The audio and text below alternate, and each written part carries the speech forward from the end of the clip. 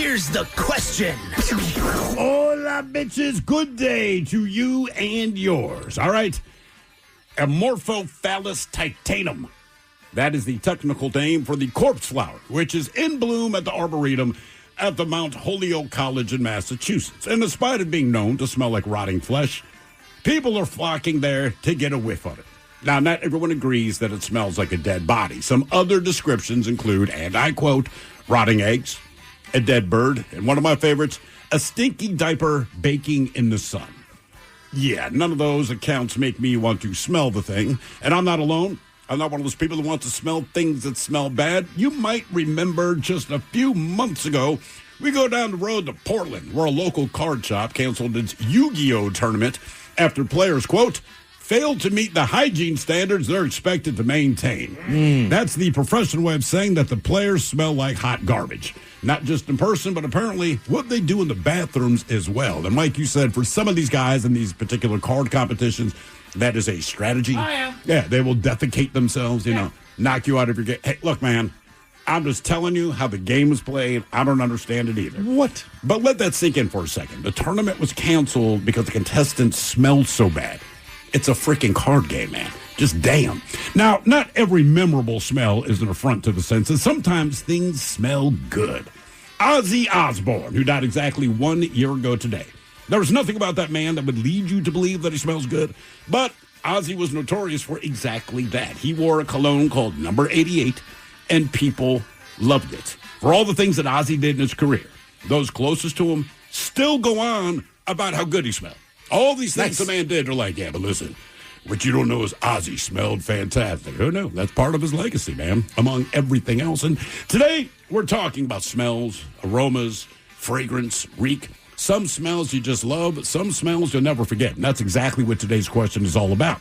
Brought to you by our friends at Advanced Air Restoration. We want to know, what is your favorite smell? And what is the smell that you'll never forget? To be a part of the big show, call 206-803-ROCK. Like the Men's Room on Facebook, follow us on X and Instagram at Men's Room Live. Send those emails to the Men's Room at KISW.com, and I'll watch the show live on YouTube at KISW Rock. The projects that built America didn't stop. Highways stretch farther. Fields feed generations. Timber frames growing cities. For 250 years, America has been built by those who show up, work hard, and keep moving forward. For nearly 90 years, Pape has been here to provide equipment, service, and parts for it all. Celebrating 250 years of America and those who build, haul, harvest, and supply the American West. Pape keeps you moving. Lemonade! Fresh squeezed lemonade! Lemonade?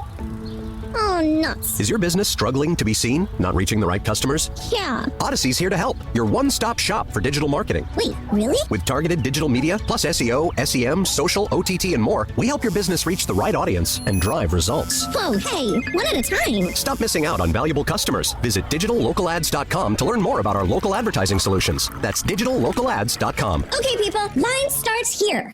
All the Jones, away we go. Welcome to the 21st Amendment season, episode number 4,568. What a large and in charge program we have for you today. Guaranteed future repeat, the exciting return of Who Sucks Less. Steve, I don't know how you do it. Find people in the news doing messed up stuff. Oh, yeah. Bring us three stories. It is up to us to determine out of the three which one sucks the least. Is there a theme to Who Sucks Less? Not a theme, but it's pretty bad today. Look, the truth is, news has been pretty rough, man. These are three of the least offensive ones. Okay. But they suck. Good. They suck bad. But they're not bad. No, they're bad. No, they're bad. They're bad. They're real bad. They're bad. Yeah, I mean, yeah. It's been a few months since I've heard Mike walk in the office and goes, "Yo." Okay. Like, I'm not looking forward to it. No, you're not. Who Sucks Less is coming up at 4:30. A bunch of Ozzy stuff for you today, by the way. We're going to play a bit of an interview we did many, many years ago with one and only Prince of Darkness, Ozzy Osbourne. Play that for you a little bit after 4 o'clock on the program.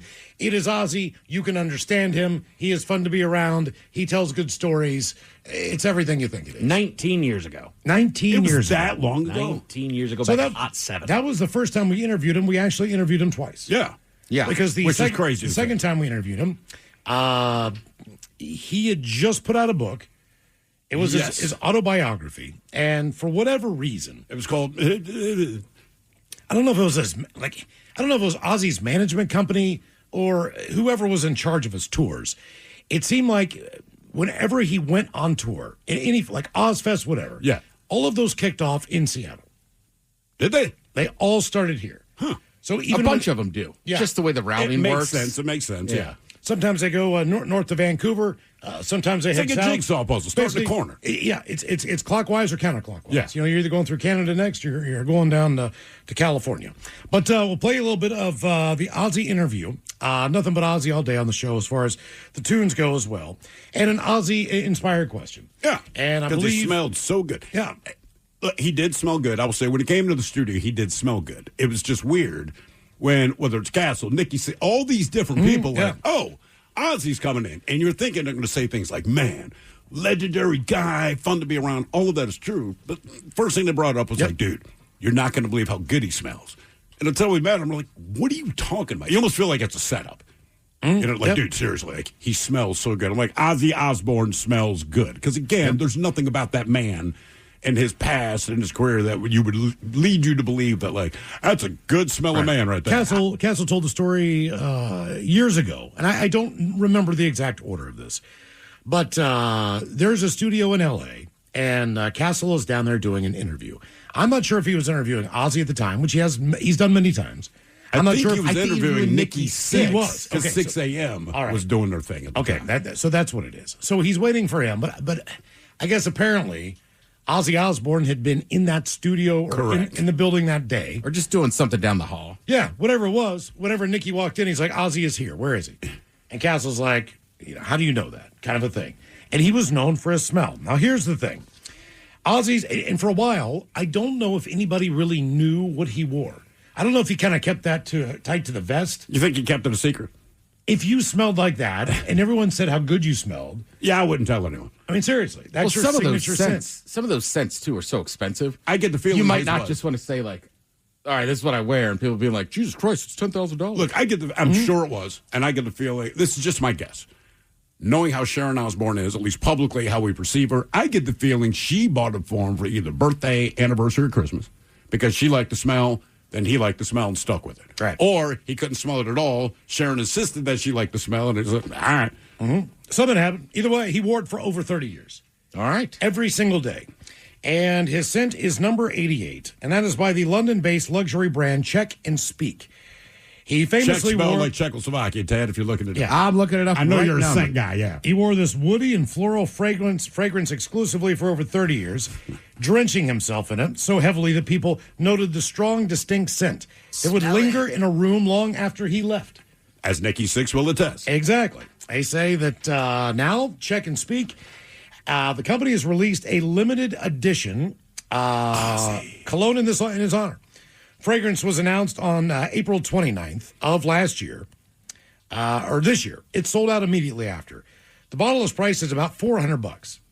It's a very small bottle. Of course. 20%. Oh, yeah, I'm looking at it. The number 88 Prince of Darkness limited edition. Yep. 20% of the sale will go to a charity for Parkinson's. With the Back to the Beginning show, the Osbournes supported the charity. Now, the bottle is wrapped with a black sleeve and purple foil.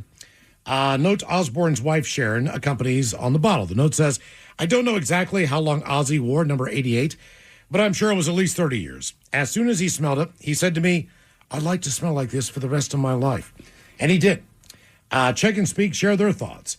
Ozzy was the most loyal fan of number 88, our signature and most unique perfume for over 30 years. We are proud to be working with the Osbourne family to honor the Prince of Darkness with this limited tribute edition. It has a fresh, woody top note of reviving bergamot. Oh, of course. Like Lord. The richness and warmth of geranium. Okay. Rose Otto, Cassie, and exotic frangipani. You're trying to appeal to guys. Just Combined say with they a smell good. dry bass note of vetiver and I'm sandal. sold. There are 4 words in the description of this that I have never heard of in my life. First of all, vetiver, Vetiver. Anybody?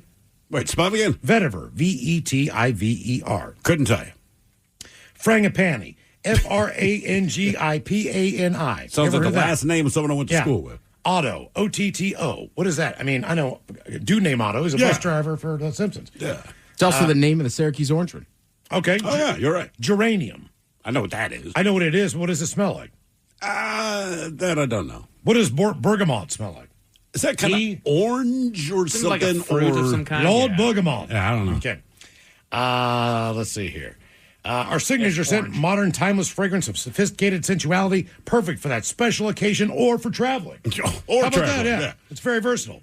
Enjoyed by both men and women. Okay. Handmade, high-grade, stainless steel lids cap off this iconic spray bottle with exclusive fragrance. It doesn't matter. They sold out. And since it was a limited release, I don't know how available this is. Could you click and buy it? I'll go back. I was just going to buy a regular bottle. I'll smell like Ozzy. All right. I smell like Ozzy. That's the goal. You think he tested numbers 1 through 87? Finally got to 88 and said, okay, this is the one. Can you buy it? It looks like I can. But this is not the limited edition one, right? This This is. Oh. Got 400 Well, bucks? I mean, yeah, it's going to cost you $400. You can smell like Ozzy. I could get just the regular. Do you think you could get it in Ireland? I wonder if there's like a shop that you could go into and Doubt it. Colognes are very specific, though. as far as where you can buy them. Just if you have something you like, right? Like when I was living in Baltimore, I went through like all the kind of standard ones. What was the one? Is it Izzy Meraki? Or Izzy Miyake is my Miyake. favorite. Right. And then there's Izzy Miyake. Light?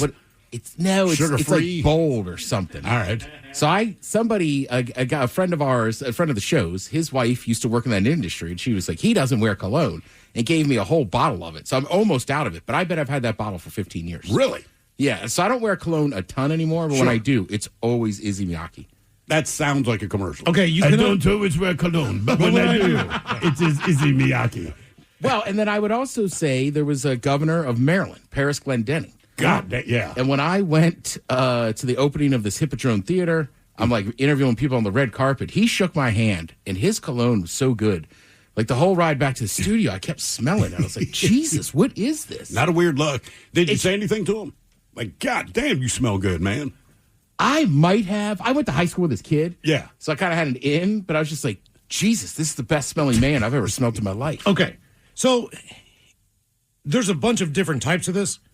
So you can buy one that is a bottle for $170. You can buy another one that is $145, and then the Prince of Darkness is $370. Correct. Add to cart.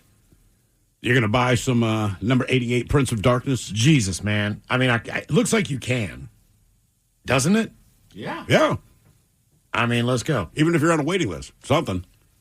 I'm not going to buy it, but I mean, buy it. That would Well, be I'm ironic because you clicking- kind of hate on cologne people. I And know. all of a sudden, Miles is Miles like, sounds great. He smells great. He's got the Aussie stuff. Jesus, man, I think I could buy this.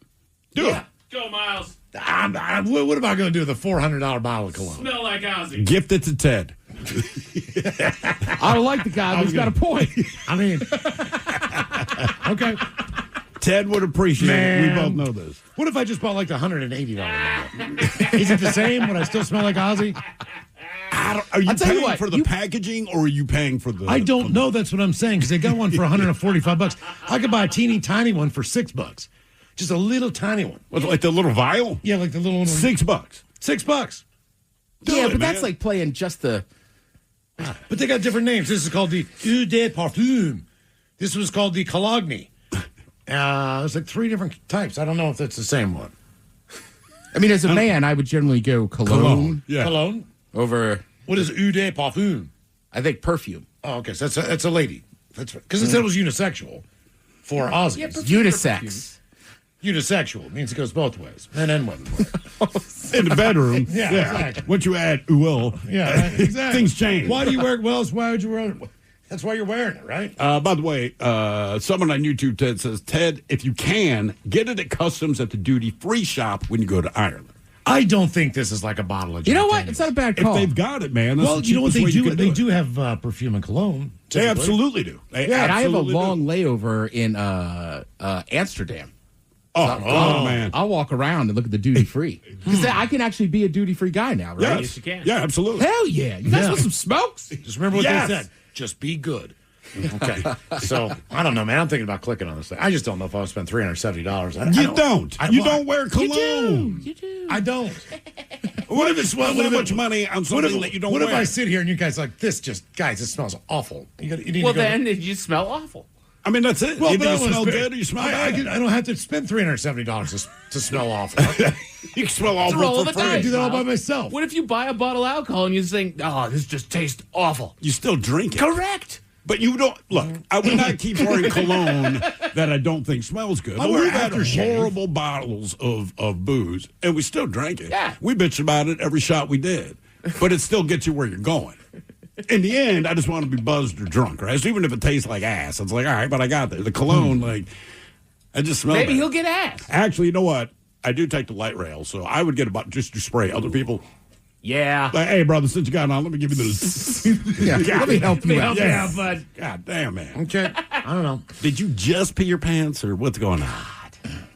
It's unbelievable on there. Sometimes. Well, see, one of the articles I read said it sold out immediately. Of course, except you So- can order it, so it didn't. Okay. Maybe their initial run sold out. Yeah. Yeah. All right. Okay. Looks like you can buy it on Amazon. You just can't buy the Ozzy Osbourne guy. No. Yeah. Oh. There's also a good chance maybe they made it last year after he actually died. They And did. that sold out They very did. quickly, and They maybe sure. they just replenished it because they knew today was coming. Or No, that could be I mean, it. look, it doesn't have to be Ozzy's death day. You could also just be like, I'm going to smell like Ozzy Osbourne and get that bottle. They got one Such when a you, weird They got one statement. you can smell like Frankenstein.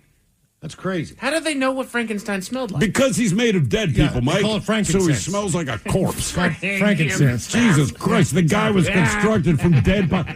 Why would you have a How about cologne that? and say you could smell like a man that was assembled from various dead people? Right. Well, frankincense is a great. Frankincense is one thing. Oh, Frankenstein is something altogether. You really? brought some to Jesus. Okay. I know. See, that's And Jesus said, damn, this smells bad. Man. Yeah. Love. I like Is to that, get is that involved. Jesus' cologne? Yeah. They got brought him frankincense, myrrh, and gold. You can smell like Jesus. You smell like Jesus. Or Ozzy on this one. Or Ozzy. It's up to you. The Prince of Darkness, Jesus Christ. Yeah, your choice. We got them all. You're debating. Well, given the time that Jesus was around, I think I'd rather smell like Ozzy. Yeah, me too, bro. I don't think like the Last Supper smelled great. Yeah, year zero. I don't think there's a lot of good smelling people, and hygiene wasn't. I mean, they didn't even have indoor plumbing. Right. Our question, what is your favorite smell, and what is the smell that you will never forget? 206-803-ROCK. Text the guys at 206-803-ROCK from the Pinky's Plumbing Studio. You're in the men's room. Our question, what is your favorite smell, and what is the smell that you will never forget? 206-803-ROCK. By the way, Miles, did you go ahead and purchase the number 88? I did. Okay, now that is the cologne that Yep, Ozzy yep. Osbourne wore. We got an email that says, boo, bitches, from Doug. I own the number 88, bought it a while ago. It smells tremendous. Get a lot of compliments from it. Buy it, Miles. You won't be disappointed. I got a sample of cologne for Father's Day. I don't care for it. Oh, what the More number 88? comments, yeah. You should buy the $6 bottle, wear it one night at a club, and see if you get more tail than without it. Then see if he wants to invest in the $400 bottle. Side notes, I kind of passed the club years right now at 56 years Well, old. yeah, but now that you got Go to the cologne. bar, man. Go I to can the go back. country club at the golf course. I don't, you know, Get some of that old tail in there. Looking for a younger man. I don't want to hang out with country club people. Which bottle did you get? I got the one. I got the big one. I've never bought a bottle of cologne for Wait, the myself. $400 one? $375? $370. 370 years. Dude, I've never bought cologne for myself ever. Well, now you have. In my life. Well, you swung big. I did. It's, I'm like, I'm going for it. Someone's gonna be like, man, you smell like Ozzy. Yeah. And just think you can get a woman just like Sharon Osbourne. Right. Matter of fact, this is how I roll. I bought like 6 pairs of these shorts like 10 years ago. Yeah. That was the only shorts I've worn for a decade. Yeah, I mean, pretty much it's- there with it's you, not like man. it's not like I throw my money away. So I'm like, hell with it. I can buy a $370 bottle of cologne. Yeah. It better smell good. Apparently. This better work, man. I better be the ass man. The ass man. When I'm done with this, Miles change my name. Ass Man I have to Montgomery. change all the things on the bio and the website. Miles Ass Man Montgomery at Odyssey.com. But I feel like you play the course all the time, so they kind of know you there. But yeah. I do like the idea now. Somebody just like the bartender being like, 7 a.m. Miles is here. I can tell. I can smell him. That would be me and Elmer's. Yeah. Ass man just You walked in. certainly, I bet. And look, I like Elmer's. You'll probably have the best cologne on at that Elmer's. Oh, I might do little Elmer's tomorrow. Ass Man here. As soon as I get that in there, man, I'm walking in there like, Oh my God, it smells like the Ass Man. the ass man's back. What is your favorite smell, and what is the smell that you'll never forget? 206-803-ROCK. Hello, Greg. Welcome to the men's room. Hola. Hola. Well, this one's not so much me, it's more my wife. But when we first started dating, I asked her what her favorite smell was. And unprompted, unknowing how much I love being at the ice rink, she said her favorite smell is that smell when you smell that cold rubber and sweat and that nasty smell when you walk into an ice rink. That's her favorite smell in the world. An ice rink? Did she used to date hockey dudes? Yeah. Okay. Do you play hockey? I do, and I coach the kids up in Everett. Is it a very unique smell, the hockey smell? If you walk into an ice rink and you smell that rubber and just, I don't want to say mildew, but man, it is very. Well, very it smells terrible, man. Well, what is the rubber? Why are you smelling rubber in an ice rink? Oh, that's what you got to step on. You got your skates. You can't step on concrete. You ruin your skates. Gotcha. Okay, so you're talking about the mats that are around. You haven't been to the Crack and Iceplex. That's what I read. No. So my kids, they start every kid in the class. No, we're talking about like old Highland Arena. That was just, Hey, look, brother, I believe you. Yeah. I'm telling you, that Crack and Iceplex, very nice, but there is a unique scent that comes from that. Crack practicing, smaller clubs practicing, and then a bunch of sweaty, nasty-ass kids that go out there. It's she's not into the sweaty, nasty-ass dudes, but... The locker room is brutal. Is it? Well, just because they're out there and they're sweating so much inside of their hockey gear. And then usually when you get into the locker room, there might be like a heater on, so it's a little warmer, but it is just, it's a funk. And the gear just, you got to wash it, but it's, it's like football gear. Like, how often do you wash your pads? Like, you'll wash your jersey and your pants, but you got to. So a goalie's got to reak. Oh, for sure. Yeah. I am a goalie. Oh, okay. How bad do you smell at the end of the game? Yeah, do you smell worse than the other players? Probably. I don't think I smell that bad. My wife says it's pretty gag-inducing. Okay. Man, look, you seriously lucked out. My kid wants to play goalie. How much does it cost to outfit him just for the position? Yikes. That's how much it costs. Yikes. Just yikes. Yeah. That's how Are we talking thousands of dollars here? New thousands, yeah. Used, I don't know. You're probably still throwing at least $500 for a 10-year-old. Probably $1,500 for a 14-year-old. Wow. Damn. Dude, you know what's funny is my buddy, I was talking to him the other night. His daughter's in high school. I thought she was playing soccer. She's playing field hockey. Ooh. But same thing. The goalie in the field hockey, it looks like an ice hockey goalie. And he's like, it's a lot of money. And probably. What's the smell you'll never forget? My smell I'll never forget? Oh, God. I have no idea. I've been in a lot of locker rooms. Probably some locker room. But okay. Do you think? There was one time a guy skated by me, and you can he had a trail of smell. That I'll never forget. That was disgusting. Yeah. Yeah. Damn, man. Dude, there's a couple that since I've been in Seattle. Rainy night, on the bus is packed. It's standing room only. For whatever reason, traffic's not going good through town. There's 2 or 3 people on this bus that just smell like mildew. Oh, yeah. And it's like pungent, like thick, like burning your nostrils. You've left the laundry in, for days before you switch it over. Just that smell. And people are like opening the windows and the rain's pouring in because it's blowing sideways. No one gives a crap. They're just like, air this damn thing out, man. They need to do that on the light rail, man. Seriously, just let us crack the windows because occasionally someone gets on and it is just straight pee, right? But it's old pee. So, you peed yourself 3 days ago and everyone can tell. Look, man, you're going wherever you're going. I don't care, but it is so thick and so horrible. It just ruins the ride. Yeah. You can ignore a lot of things. I can ignore people's music. You can ignore people's conversations. You can ignore the way they look. You can ignore them talking to you. But, man, when you stink, there's nothing you can do to get it out of your head. Mm-hmm. I mean, even in the morning sometimes, if you just, a couple splash dots hit, you could smell it when you walk into your bathroom. Yes. Oh, God. God damn, man. I gotta clean this floor. Oh, yeah. Oh, yeah. They need to have some kind of, smell detector before they let plane, anything that's public, right? Look, we know you have no weapons on you, but our smell detector went off. You reek, sir. You cannot get on this plane with other passengers. It's disgusting. Wash your damn clothes. Something. Jesus. Don't pee in them. What's your favorite smell, and what is the smell you'll never forget? 206-803-ROCK. That's step one as an adult. I'd say over the age of 7. And look, don't man, pee in your pants. And they'll say, it's a homeless guy. I was homeless. I never peed in my pants. You're just homeless. You might smell like a lot of things. I don't smell like pee. I still peed outside. You smell like the outdoors. Clothing. You smell like the outdoors. It smelled like a Baltimore sidewalk, which isn't awesome, but it still smells better than pee. That's all. Open your pants and pee outside of them. Mm. Yeah, there's no excuse. Hello, Travis. Welcome to the men's room.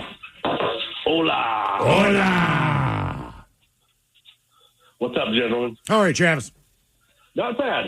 My favorite smell got to be the fresh cut grass. You know, the first time in the springtime, mowing the lawn, cold beer in the hand, and just the smell of the grass. It does smell good. Yeah. And it's Yeah. funny. Then it was like 10, 15 years ago. They're like, oh, so I just figured out that fresh cut lawn smell that we love is grass basically screaming in agony. Yeah. Oh, no kidding. Yeah. Yeah, So- apparently so- it gives off that scent, right? Because basically you're beheading it, right? So it gives off this scent as like, I guess, a warning to other grass, like it could do something or whatever. But like, it's a distress signal. But it's weird how it works, right? Like, because we go, oh man, it smells great to us. The plants are screaming.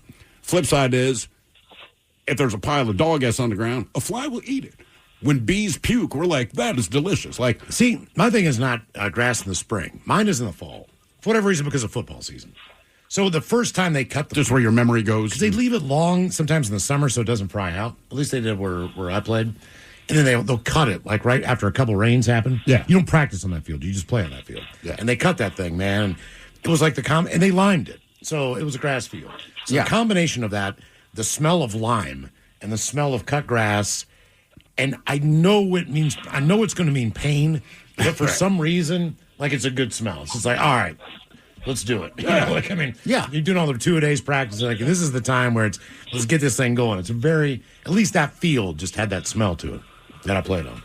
Now, what is a smell you'll never forget? Oh, I grew up on a farm Oh. in the county, 30 acres, sitting out in the summertime with my grandparents, and the neighbor decided he was going to spread chicken manure on his field. Which is a great fertilizer. Oh, yeah, but it's Oh, it's terrible. horrible. The whole eastern shore of Maryland smells like it. Yep. It really Yeah. does, man. Yeah. Take it to the beach. It's awful. Tyson, Wampler, all those farms, man. But it's effective. yeah. It is terrible. So, other than chicken S, what animal on a farm of traditional livestock do you think smells the worst? I don't mind the cow smell. I grew up playing football out there, so I like that, but chicken's got to be the worst. Chicken is bad. By far. Well, I'll tell you this, too. I lived in an area that was heavy cattle farming, all right? And elevation was pretty high in the area. This is in between Frederick and Hagerstown, Maryland. The problem is that the cows are out there for most of the year. Yeah. But in the wintertime, they kind of just tend to stay more toward the barn area. Sure. But when the first snow happens, all right, this stuff locks in. All the crap in the field locks in. So it's like permafrost. And then it gets like a layer of snow, then a layer of ice. It gets cold, and it's just sitting under there, man. And then the first warm spring day, all that snow melts and all the ice melts.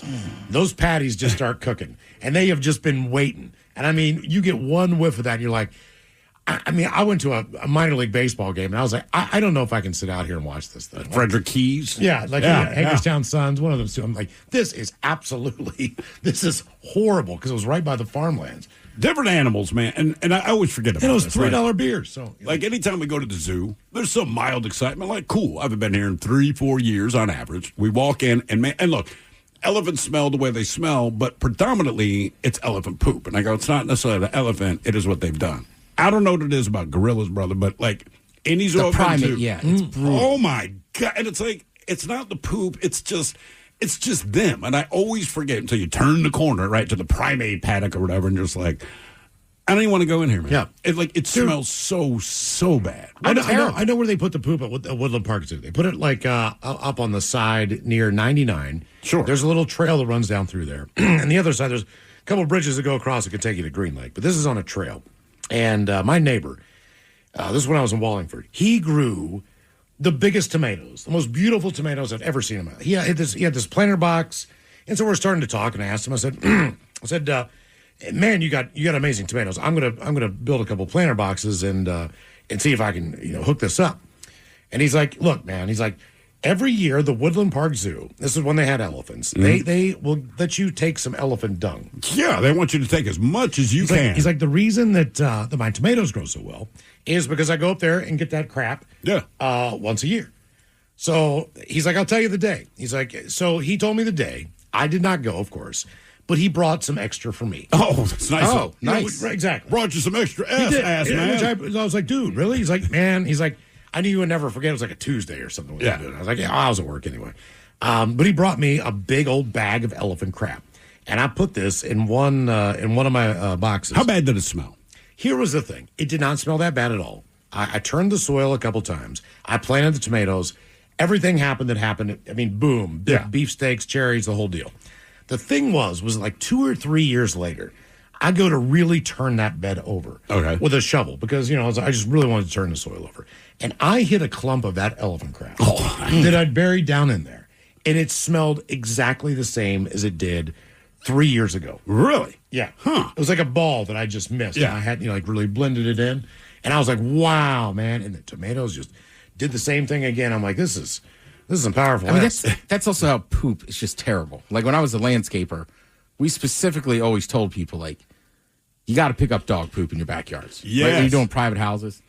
But also, you knew you were going to get in some, but that's the thing. Like, people would just leave piles out there, so it didn't stink. But when you ran over it with a mower and it cut it was just like, oh. Those are also the days where even if that person did not have a dog, there's a chance that someone walking their dog would walk by, the dog use the bathroom and not pick it up. So you don't even know you got it. Like that was my thing. I stepped in plenty of poop cutting my yard. I didn't have a dog. It's just dog ass. Just cutting grass. We used to step in so much poop that we would buy these cheap boots because the treads would wear out. So the bottom of your boots would just be flat, so you could just wipe it off easier. You know what? That makes sense. Did you step in a lot of dog ass as a kid? I feel like when I was a kid, just during the summer, it did not matter where we played. It did not matter where we went. And being a parent now, I understand the kids don't notice anything, but my father would be like, are you doing this on purpose? Correct. And I'm like, no. And he would just be so mad because he's like, dude, how do you do this every day? I'm like, Dad, I don't know. We played in an entirely different place. He's like, every single day, you and your brother have dog ass on your shoes. He's like, if it's not on purpose, stop playing outside. I mean, he was going to forbid us from going outdoors. And then they had a little bucket, and we had to soak our shoes in there, right? So you just watch a little turd flakes come off. Or he'd hose them off. Dude, this was every single day. He'd be so mad at us. What's your favorite smell? What is the smell that you'll never forget? 206-803-ROCK. Hello, Johnny. Welcome to the men's room. Hola, bitches. Hola. Hola. Hey, this you can call your sponsor for this one because it's pretty stinky. All right. Pinkies, are you listening? Yeah, I was heading southbound I-5, bound JBLM, and tractor trailer going northbound had a trough, if you will, like a side dump semi. Yeah. This was just a full trough full of animal waste. And there was an accident, and this dude slammed on his brakes, and all the slosh went all over the freeway, up and over the cab of the truck, long nose like a freight liner. Yeah. And it was, and I was going the other way. And the smell's so bad, it chokes me up right now. It was that bad. Did you have your windows rolled up or down? No, dude, I was miles. It was like this time of year. My windows were down. It was open. Good. Oh, it was disgusting. Did you drive through any of it? No, it was already on the ground by the time, and the driver was out of the truck, and I don't know if he was puking or not, but he didn't look good. Do you realize that stretch of road between JBL, Lim, and DuPont and all that area, that is the most dangerous stretch of road, not only in Washington State, but until you get to Los Angeles. Really? Yes. As far as wrecks, accidents, crap going on, man, that is bad down there. And now they fixed it a little bit. It drops from 5 lanes to 4 to 3 to 2 in less than 3 miles. Well, they've opened it up a little bit now. It's a little bit better than it was, but it's still that's the hot spot. They can't, right? And I bitch about it all the time. But my buddy lives down in Lacey. He was explaining to me that the fort is just we're not giving up any more space. Of course, right?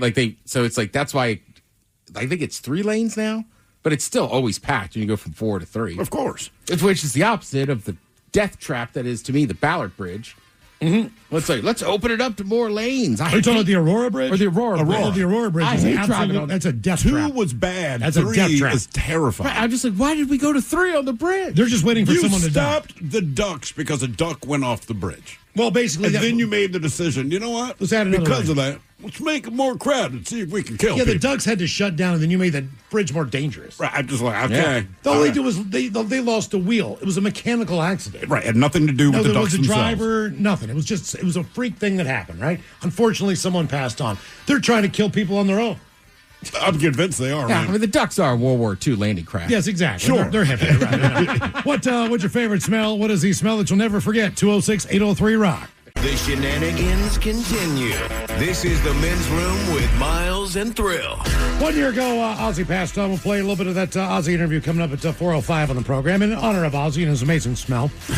What is your favorite smell, and what is the smell that you will never forget? 206-803-ROCK. Speaking of Ozzy's amazing smell, you ordered the $375 bottle of number 88, which apparently is the scent that he wore for 30 years, to rave reviews from everyone. When do they expect this to be delivered to your home? 4 to 10 business days. 4 to 10 business days. That's All right. word on the street. So, all right. So, yeah. I'm going to come in here, man, and just keep your hands off me, all right? All right, I'll try. We can't. You can be the ass man. Yeah. When you come in, we're changing it. Miles, the ass man Montgomery. Okay. I hope that happens. Me, I hope it happens for you, man. Just really like call do. you the ass That'd man. be awesome. I like the idea that it does work out. Like the first day you wear it on a weekend. Yeah. Then afterwards, you're just laying there shirtless and you just go, I smell like Ozzy Osbourne. Exactly. just launch into it. Do you know why you had sex with me? I'll tell you right now. I smell like Ozzy. Osbourne. I don't know if you noticed, but I smell like Ozzy Osbourne. Hello, Sam. Welcome to the men's room.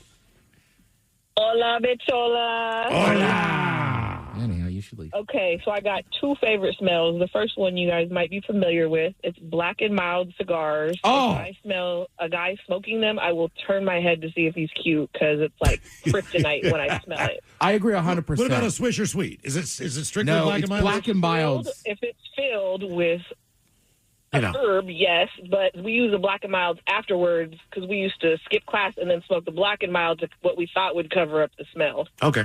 I mean, growing up where I did it, like outside of D.C., like black and mild, it just takes me back. Like I stopped a guy at a grocery store. Takes me back. I was like, brother, did you smoke a black and mild? He's like, yeah. I was like, oh, man, I miss the smell. And he's like, oh, yeah, it does smell nice. So good. Yeah, I love them. Have you been to the East Coast? No. Sam, just go to start in D.C., work your way up to New York. Seriously, just walk through neighborhoods. You will be as happy as you have ever been, man. Most everybody in my high school, when they turned 18, went and bought a pack of black and mild. Everybody, yeah. You'd be very happy. That's where the favorite smell came from, was high school. Mm-hmm. Yeah, I'm with you. So what's Okay, a smell you'll second never smell. forget?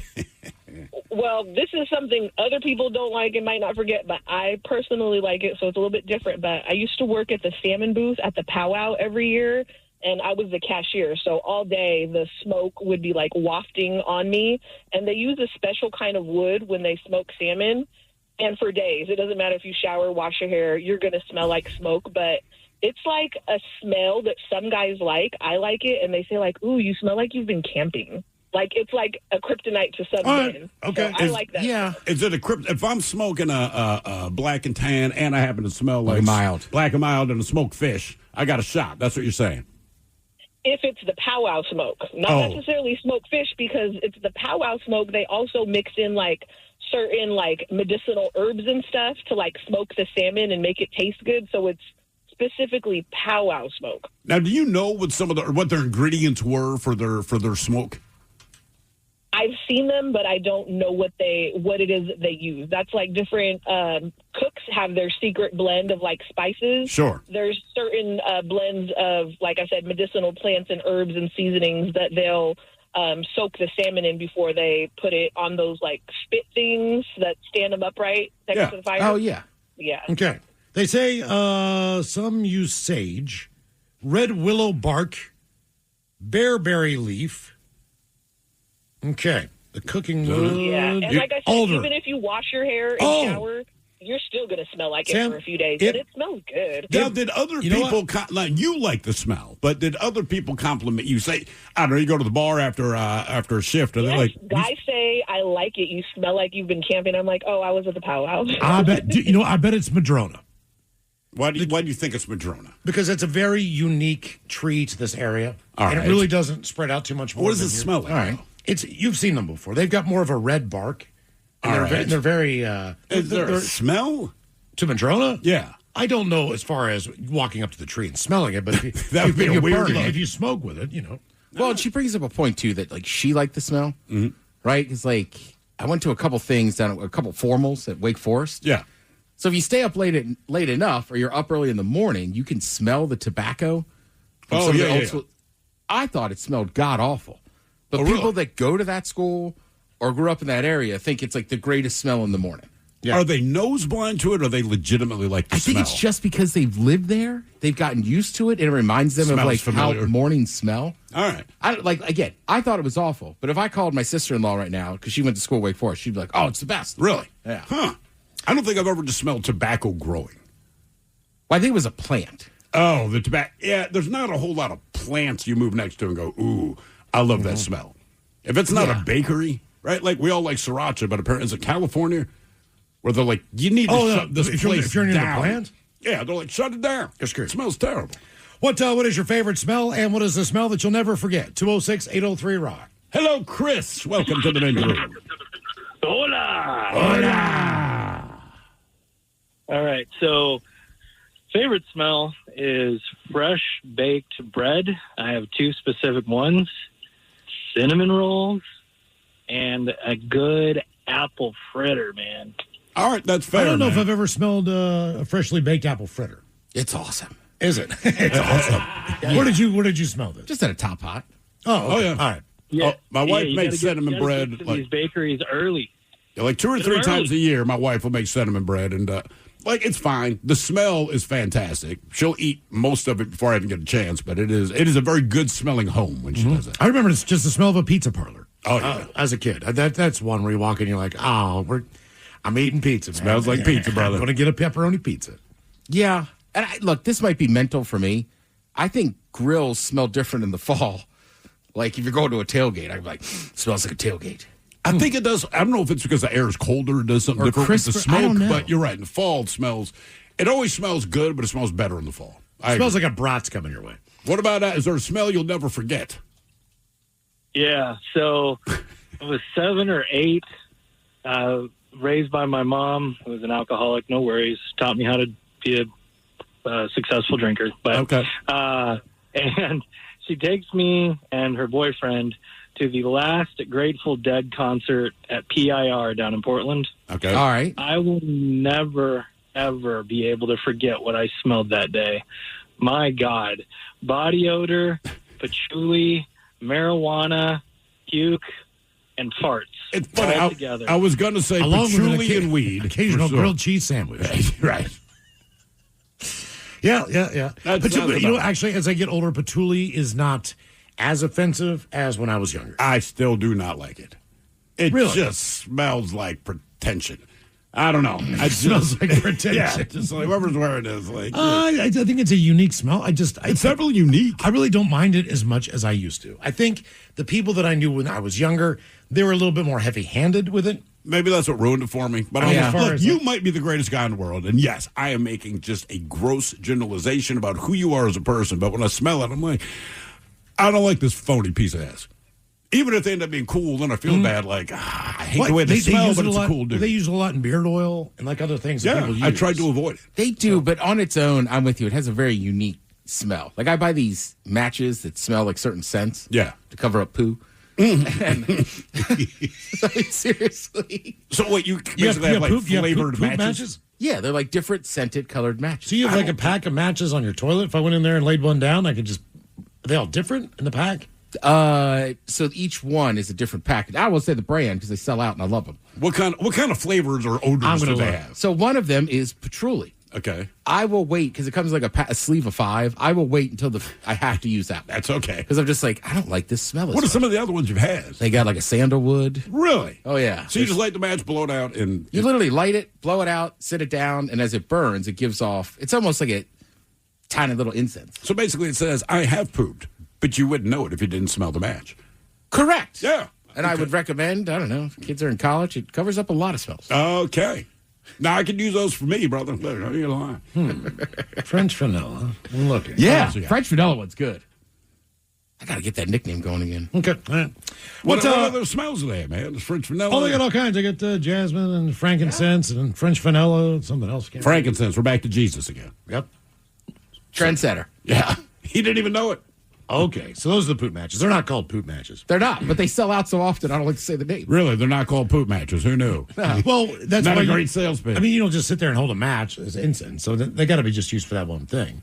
Yeah, I mean, literally, you light it, blow it out, and then sit it in a little container, and that's the smell it gives off. All right. I'm going to check these out. What is your favorite smell? What is the smell that you'll never forget? 206-803-ROCK. I feel like if I walk into your place like, Ted, it smells really good in here. Yeah, it's stuck a dump. That is why my house smells good, because I literally just laid one down. Well, and I said last week, sometimes just combinations of stuff. Sure. Right? When I was setting up Bar Ted, the bar I run at Terrence's party, like, I hadn't showered yet. But, I put on deodorant and a bunch of suntan lotion, and a couple that I know, they were both like, man, you smell really nice today. I was like, I think it's just a good combination of deodorant. And a poop match. But you smell clean. Yeah. All right, that's it.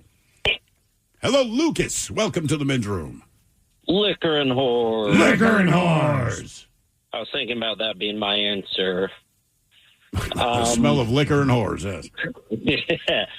So cut grass was one of my two I was going to say, but Travis took that. So my other one is smelling the first campfire as you're driving down the road in like May or June, because that is just a wonderful smell. Where did you grow up that you smelled it? Over in Port Orchard, so outside the city where you can have some fires. You smell it, look around, see the smoke coming up, and just let you know that summertime is coming up. Also, like it on the backside when people who have fireplaces burning just natural wood in the fall. Now, what's a smell you'll never forget? I was a wrestler in junior high and high school. I got to the high school my sophomore year, because that's what our high school was, 10, 11, 12. And I went up to wrestle this kid for challenges, and I asked my friend Adam, who's a year ahead of me, he's like, hey, like, is he good? Anything about him that I should know? He's like, oh, no, you're better than him. You'll beat him as long as you get past the smell. And I was like, well, what do you mean? He's like, oh, you'll find out. And we walk up, and by the time, before I even get to the middle of the mat, I could already smell him. It smelled like he hadn't worn deodorant for his entire high school career, and he was already a junior.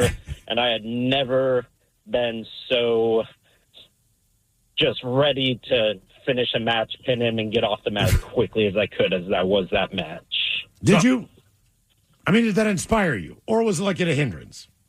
No, it definitely was more of an inspiration to just not mess around, get it over with, and get back out, and then go take a shower really quick. Okay. I was going to say wrestling rooms. That's thick. Well, just because there's so much sweat, it's usually a smaller confined room, right? The mats are in the basketball gym. Oh, yeah. And then we used to wipe them down every night with like bleach and stuff. So just all that together. I mean, they're clean. But it's still. God, that reeks. But you could also, there was a couple of guys who were trying to cut weight all the time. Oh, yeah. So our school was so old, it had a boiler room. So they would go in, like seriously. Plastic bags on. Yeah, they put trash bags on. Yeah. And they would go in, they cut the hole out for their head, and they go in there, man, and they would sweat. And you could walk in the boiler room, which had a very unique industrial smell to it normally. If there were wrestlers in there, it smelled like the mat room. Oh, yeah.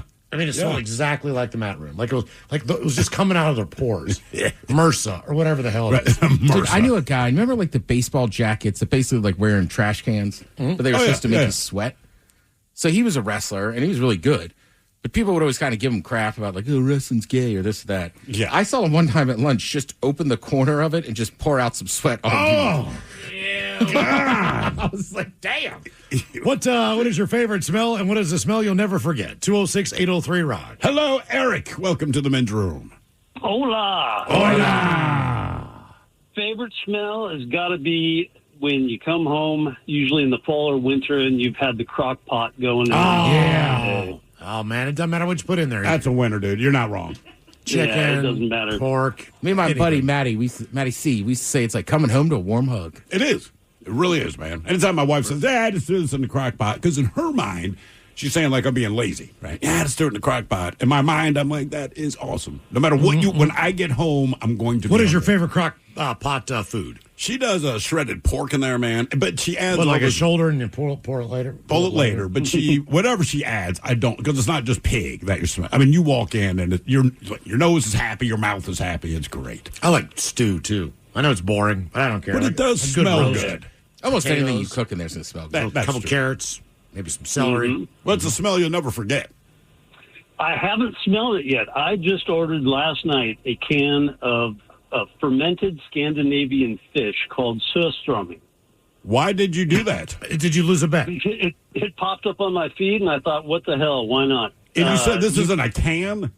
It's in a can, and it's actually in Scandinavian countries. It's illegal to take on a plane. I believe it because it's illegal to take on a plane. And I will say this over and over. There's a reason you don't find Scandinavian restaurants. Well, why if it's sealed, is it illegal in case the can would burst in altitude? Exactly, because it's happened. They've had to evacuate the plane.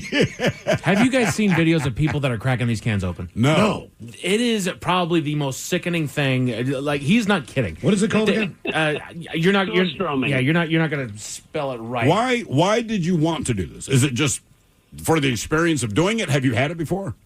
No, I have not, and I will deliver this to you. No. That'd be very cool. No, this place is going to smell like Ozzy. Not like your crap. Yeah, come on. Oh, too bad. You're missing out. I don't know, man. You tell us. Okay, just call us back and remind us. No matter what we're talking about. Just remind us. It does not matter the topic. Just call and go, hey, dude, I got the can. Give us a review. Yeah, you got it. I'll do that for you. All right. I appreciate it. All right, Mike, are you showing us? This is people, what's it called? Surströmming? Surströmming. All right. Okay. Look at these guys. It comes in just a big old dish can, and like you said, it's fermented fish of some kind. But there is some sort of a vacuum seal on that thing that it just seals it in there. But these guys, they start yakking as soon as this thing cracks. Why are they in a car? Why are they just spewed from the back? Why are they in a car? Like, honestly, it's a challenge just to be in the same room with this doggone thing, let alone even consider eating it. They have not eaten it yet. He just threw up on his buddy's Yeah, shoulder. the dude opened the can, the guy spewed from the back seat. Yeah. This stuff is Why no would joke. you order that? I don't know. Are you supposed to eat it? I think people do. I don't know how. Is it a but- food product? Yeah, it's fermented fish. Yeah, it's just fermented fish. I mean, people eat that durian fruit or whatever. Right. Yeah, but that actually tastes good. I've heard that Well, maybe that tastes fish good. tastes good. No. What's the cheese that's so awful? Stilton. Still, we did that as a special once. What? And It is. I had never heard of it, man. Our chef's like, hey, we ordered Stilton cheese. I'm like, ooh, I love cheese. And she was like, well, it's a little different. It's this English thing. It smells really bad. But people that like it. We're like, all right. And she opened this thing up in the kitchen, and we had to clear out. I'm like, Yeah. we're serving this as a special.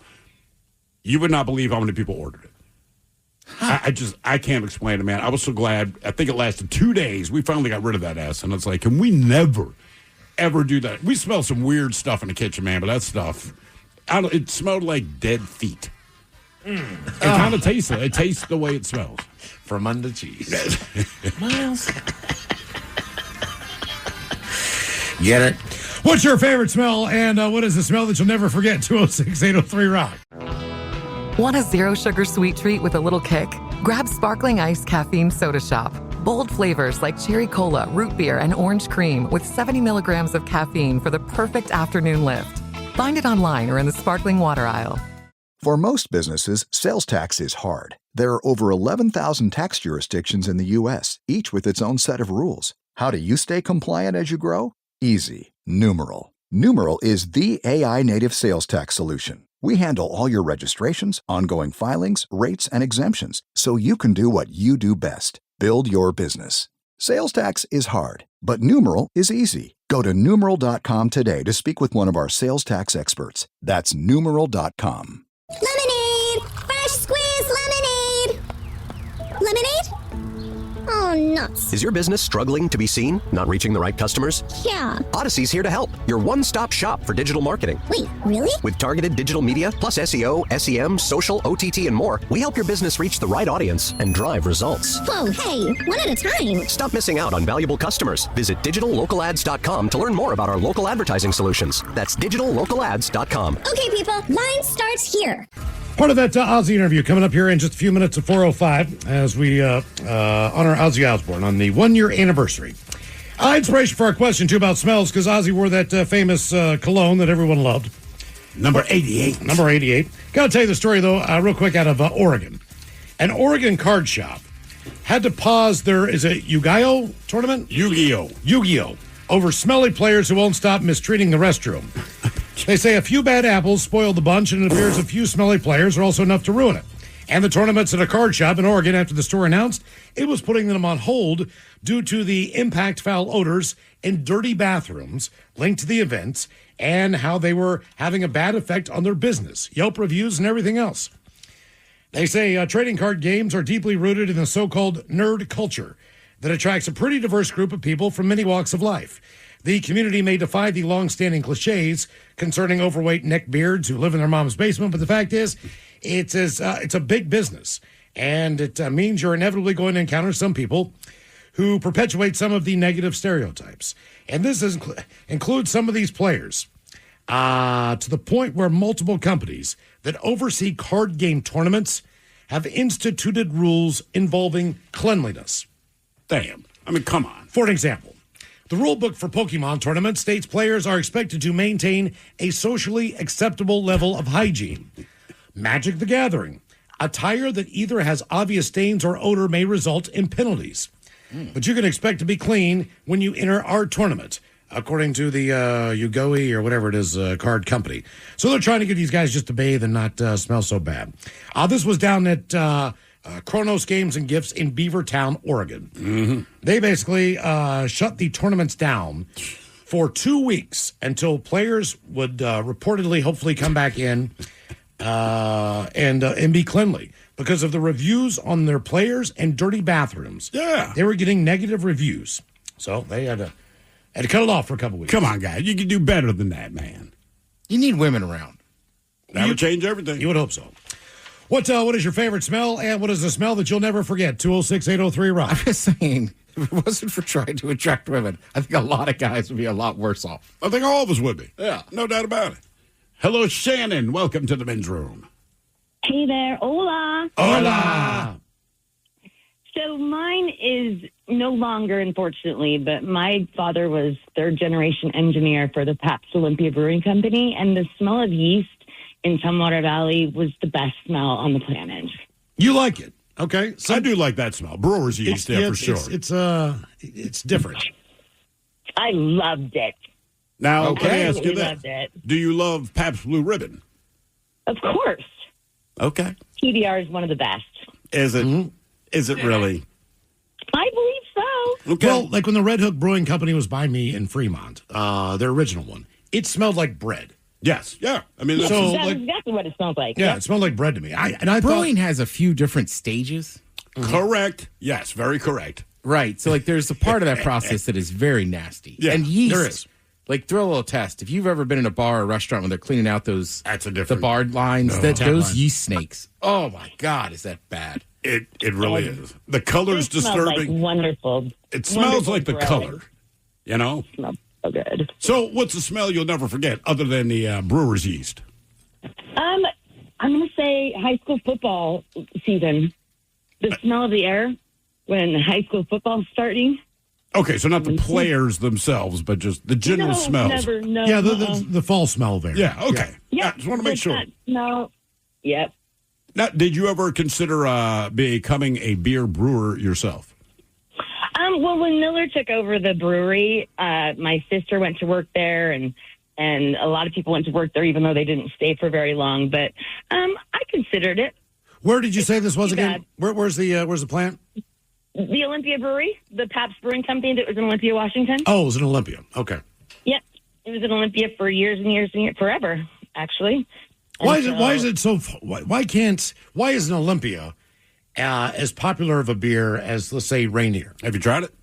Well, they're very similar. Yep, have you tried it? Yeah, I mean, you don't like Olympia? I thought the times I've had it, I thought it was pretty decent.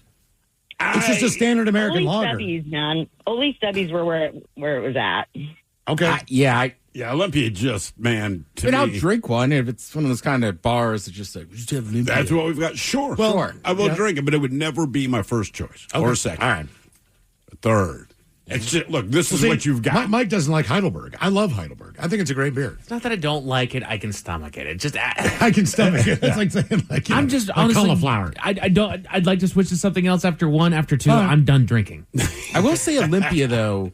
I was down there. Was it last year or a few months ago? I go down there a decent amount. I don't know. It's the original brewery. It's a new brewery now, right? That does like local beers. But I want to say they have the original like spout from the aquifer. Oh, really? Like when you walk into the restaurant, and that's where I think Olympia got their water for that beer. That's kind of cool. And it's a super cool brewery. Okay. What is your favorite smell? What is the smell you'll never forget? 206-803-ROCK. Hello, Chris. Welcome to the men's room. Hola. Hola. All right, long-time listener, first-time caller. Welcome to the show. My wife and I have been listening to you since before Ted had his boxing match. Damn. All right. All right, man. That has been a minute. All right, so Army veteran, 2 deployments to Afghanistan, Kandahar Airfield has a big pond. It's called the Poo-Poo Pond. It's literally like you can have a big traffic circle, and it has fountains in it, and it's filtered poop. It has fountains like, if you were to go to a decorative like hotel. The Bellagio. It has a pond and, fountains that go up. Sure, you can think of it like that, but it's not the color you want to think of. So, does it look like a chocolate fountain, basically? That's exactly what it is. And then what do they do with it? Like, all right, you got filtered poop, you got fountains of it, and then what happens? Does it just stay there? For the most part, I mean, I don't sit there and watch it. Look, I'm not going to lie to you. I think I'd be mesmerized by fountains of poop. Mm-hmm. Yeah. Now, again, if you had a show, I'm imagining the Bellagio. I'm sure it's not quite that, but like it's just throwing ploppers. That's what I mean. Like if they had that and they said, "Look, this is a pile of S," but what we did is we have fountains. You wouldn't watch that. I'm not saying I would spend money to go there, but if I'm in the place that has it, and they go, "Hey, man, believe it or not, 5 blocks away is the poop fountain," I'm going to go see the poop fountain. I think I'm going to pass. You're not going to the poop fountain? No. Really? No. Dude, come on. Sounds awful. Also, for him, he's in a war zone in the desert. That had to be awful. Yeah. But what I remember is the stink. I was going to say, God, that just seems terrible. What is your favorite smell? What is the smell you'll never forget? 206-803-ROCK. Hello, Ray. Welcome to the men's room. Hola. Hola. So I've got a good one and a bad one. All right. So probably a good smell is my dad's Aqua Velva aftershave. I get a whiff of that, and it's like he's standing next to me, and those were some good memories. Do they still make Aqua Velva? Because when I was growing up, all there was Skin Bracer and Aqua Velva. Mm-hmm. That's right. Yeah, and those were, you're right, man. There was something about that smell. You're like, all right, it's next to a man. So the bad one was pretty grim. I've done a lot of international work as a contractor, and years ago I was working in a bad area of the Philippines. Won't go into the whole details, but part of my job was hazmat and bloodborne pathogens cleanup, things like that, and running the morgue. So there'd been a firefight south of us like 2 weeks ago, and some of the locals, not even our guys, but some of the Filipinos had said, "Hey, man, you know that one guy that got killed back there in the jungle, blah, blah, blah, blah, blah. I think that was so-and-so." They were talking about a particular terrorist named Domatin that had like a $2 million bounty on his head, right? So I think we got Domatin, man. Well, and you couldn't just say you did it. You had to turn in the body. Right. So these guys go down to this tiny little island in the middle of nowhere and dug up a body that was basically wrapped in visqueen plastic and had been buried in the jungle for 2 weeks. And they put him in a boat, in a little canoe-type boat, and they brought him back up to where we were at, and they brought him into the morgue that I was in charge of, and did some of the 3-letter agencies did their stuff and said, "Okay, we'll get back to you. We're not sure if it's him or not." But then they left, and they left in my morgue. They left all of the substances, not the body. They took the body away. But if you can imagine all the poop and maggots and all that other kind of stuff was stinking my morgue up.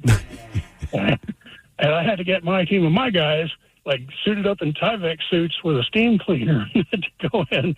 I'll put it this way, when I say morgue, it's just a reefer van. It's a 40-foot reefer container.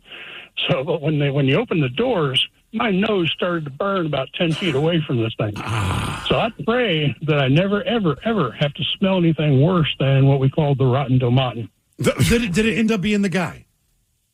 We thought in the beginning, but no. Actually, they wound up killing him about 2 years later. Okay. So all that for nothing.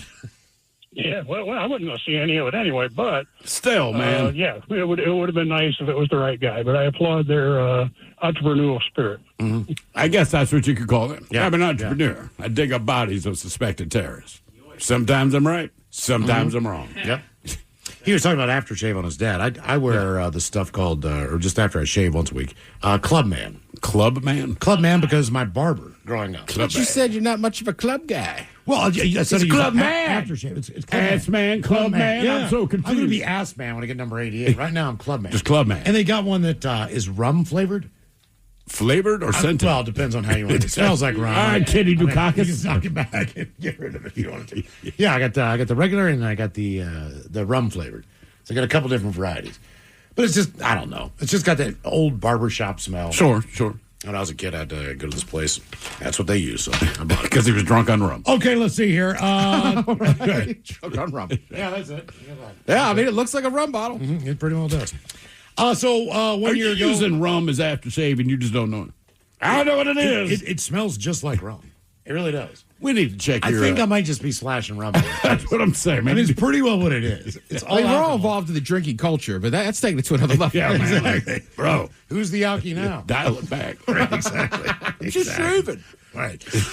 1 year ago today, Ozzy passed away. We got a chance to interview him back in the day, and we wanted to run that back for you because he's an entertaining guy. It was a great interview, and it was a fun time. So here you go. Ladies and gentlemen, Ozzy Osbourne. Buy that window where Saturday Coffee Sun feels like it's all yours. That's where ethical expertise and local knowledge of Seattle matters, because realtors have access to proprietary NAR data to help you navigate your local market. When you're ready to find your place in Seattle, make sure your agent is a realtor.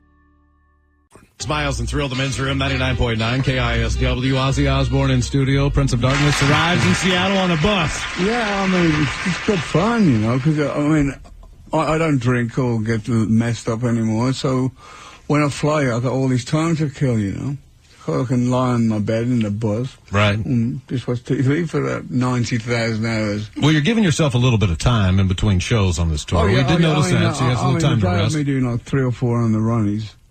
It's not good. You've been out for what seems like 10 years now on the road. Ozfest, continually going strong. Ozfest's been going, I think, I might be wrong, 13 or 14 years. Which is insane. I keep saying to my wife, I'm like, darling, how long do you think it's going to go on for? And she looks at me like a pathetic little puppy dog and goes, darling, we'll know. Yeah.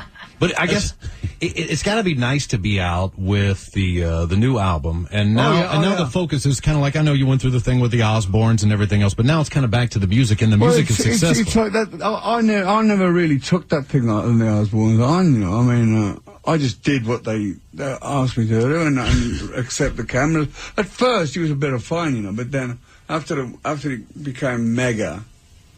It become like any other job, They would wait for me every day. I get up and I make me a coffee. I make a protein drink, and they were waiting. They're there every day with the camera, waiting for you to drop something or scold, right, or do something stupid, and then they put that on. So, the whole thing I think about the Osbournes is the fact that it was edited brilliantly. I've never watched more than 2 episodes because I just don't like to see myself on TV. Now, are you selling that house or all the contents of the house? It is gone. Now, is the that contents of a few houses that I've bought over the years? Now, I noticed you have an auction coming up, right? Yeah.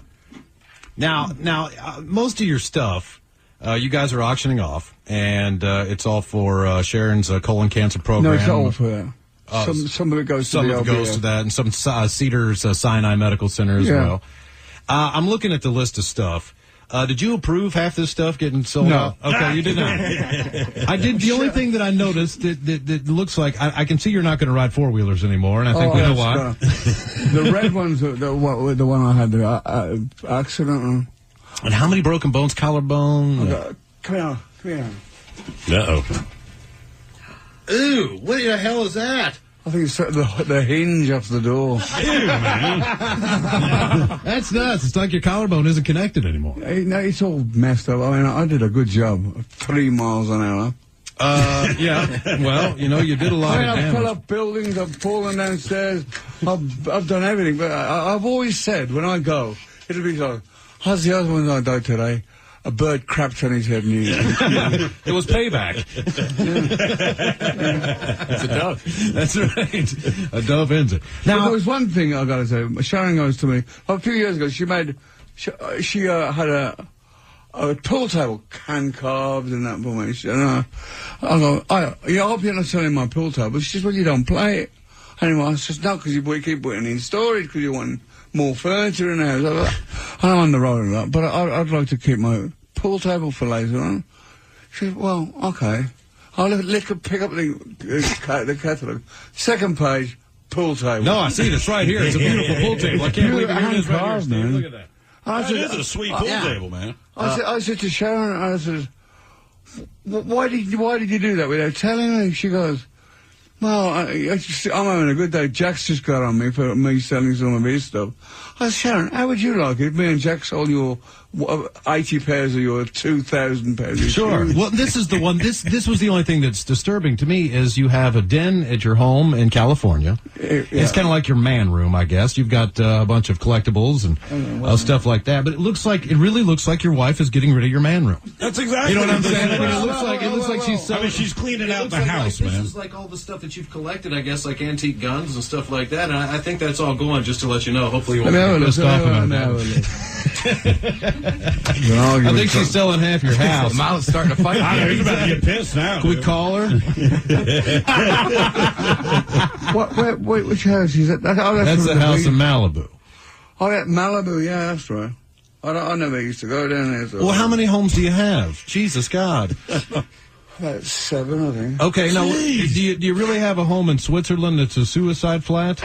Or not a suicide flat, but a, what was the name of it? It's like a, if you were to ever get sick, that you guys have a place in Switzerland or something like that? Or was it, I read it earlier. It's just, it's kind of like, oh, come on, Ozzy, I don't know. I was Googling your name. That's awesome. He looks it up and I was just like, what the hell? I don't know. Somewhere in Switzerland. Why not? I've got a place everywhere else. Yeah, exactly.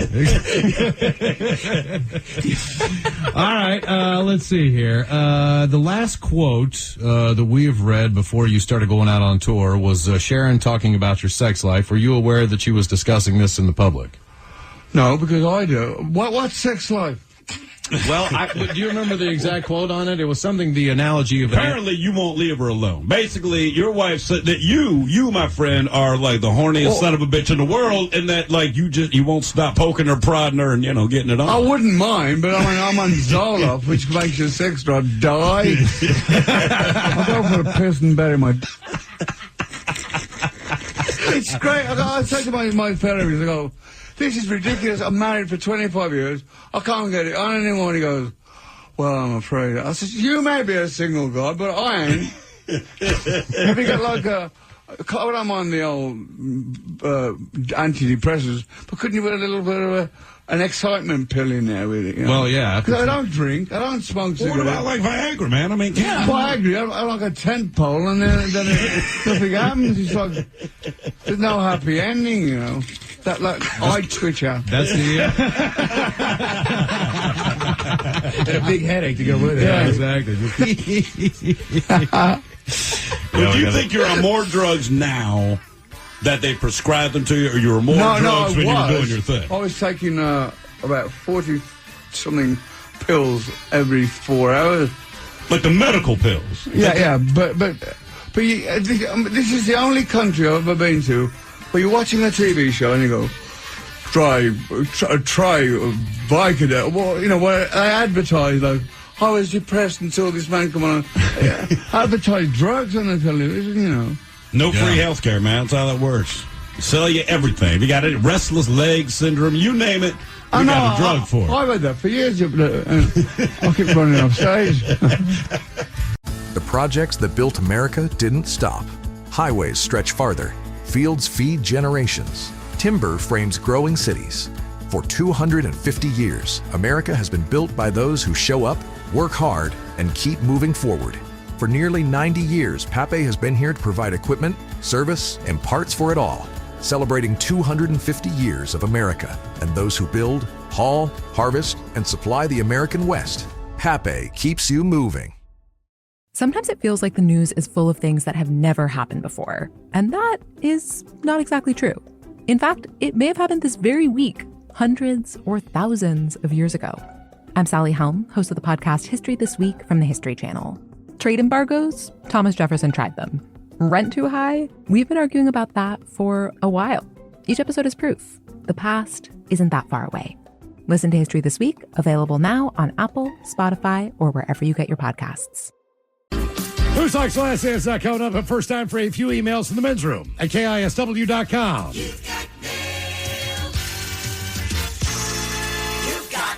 Couple from our question about your favorite smell or one you'll never forget. My favorite smell, almost any small engine exhaust. Lawnmower, string trimmer, chainsaw, dirt bike, it's all awesome. Guys, my name is Logan. My favorite smell is the Domino's lava cake. And a smell I will never forget is when I was in middle school and some kid set off a deodorant bomb in a hallway. In case you don't know what a deodorant bomb is, it's a vacuum-sealed Ziploc baggie with a can of deodorant inside. You spray the deodorant until the bag is full, then slam it on the ground. Okay. Never had that experience. Does not sound like a safe thing. The Deodorant. That would be what I would think. What else? All right. Mushroom Farm in Lacey, by the ball fields. Absolutely horrendous, guys. Here's another one. Every Iraqi vet remembers the porta potty in 120-degree heat smell. Yeah, I bet they do. What else? Oh, I was there on I-5 for that animal waste spill. Terrible. The stuff was green and fuzzy. Another one. Favorite smell, Hawaiian Tropic suntan lotion, which, by the way, if you can still manage to find Pepsi vanilla, mix it with Malibu coconut rum. Smells exactly how that tastes. Smell I'll never forget, Dial Gold liquid hand soap, because it always reminds me of my late grandparents and how their bathroom smelled when I was a kid. Dial does have a very distinct smell. Yes, it does. It does. I grew up on Dial. So do grandparents' bathrooms. I still I use, I don't know why, I just like the Dove men care stuff. But me too, man. If I get a bar of soap, it's either old school Dial or like Irish Spring. Irish Spring. There's one.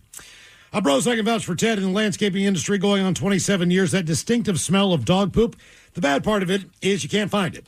For the love of God, people, pick up your dog's mess. I will never forget this one guy I worked with approached me with a string trimmer in one hand. He asked me, "Where is it?" I looked up and saw the clump of it on his neck. Love the show. That from Pangea Joe. God. And hitting it with the edge, with the string edger is even worse. Yes. Or Best smell, either rain on hot concrete or a crisp fall day. Worst smell, both in Mexico. Dead beached whale. It's like a corpse mixed with Dead Sea critters. Also, mining in a sulfur mine. That stuff singed the nose hairs. And finally, one more on that poo-poo pond. The Kandahar airfield poo pond was a legend to Afghan vets. You can still find it on Google Maps with one of their image pins to its location. It was an open-air wastewater treatment site. Those fountains the caller was talking about aerated the water, and they had scrubbers going around to agitate the sediment and, I guess, have it maybe evaporate. Okay. Sounds pretty horrible. That all sounds awful. It does. Every part of that. All right, time for a couple emails brought to you by Men's Room Roasted Red Salsa from San Juan Salsa Company. Give responsibly. Hola, guys. I turned 38 today, and no one else will send in a request. So can I have story time with the captain and a bad joke from Coke Ted? Thanks, guys. The birthday segments always improve my day. Ooh, well, ahoy there. Story time with the captain. Well, I could share the tale of the Kool-Aid Man's latest escapades around the Maldives, but it's still an ongoing investigation, so legally, I shouldn't say anything. But I'll share a few sparse details. All of us mascots enjoy a little R&R on the Maldives, but the Kool-Aid Man has several paramours there. It makes it a point to spend quality time with each one of them. And unfortunately, he forgot to pack his condoms on this particular trip, And now he's known as the cool AIDS man. I'll let you do the math. Did you do the math, Ted? Crunch berries.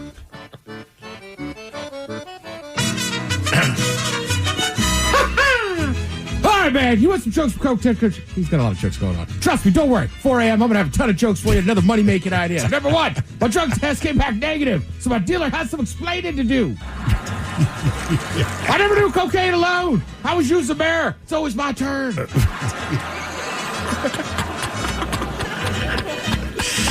But I also want to give a big birthday shout out to the absolute love of my life, my husband Tim. Cheers to your 39th trip around the sun.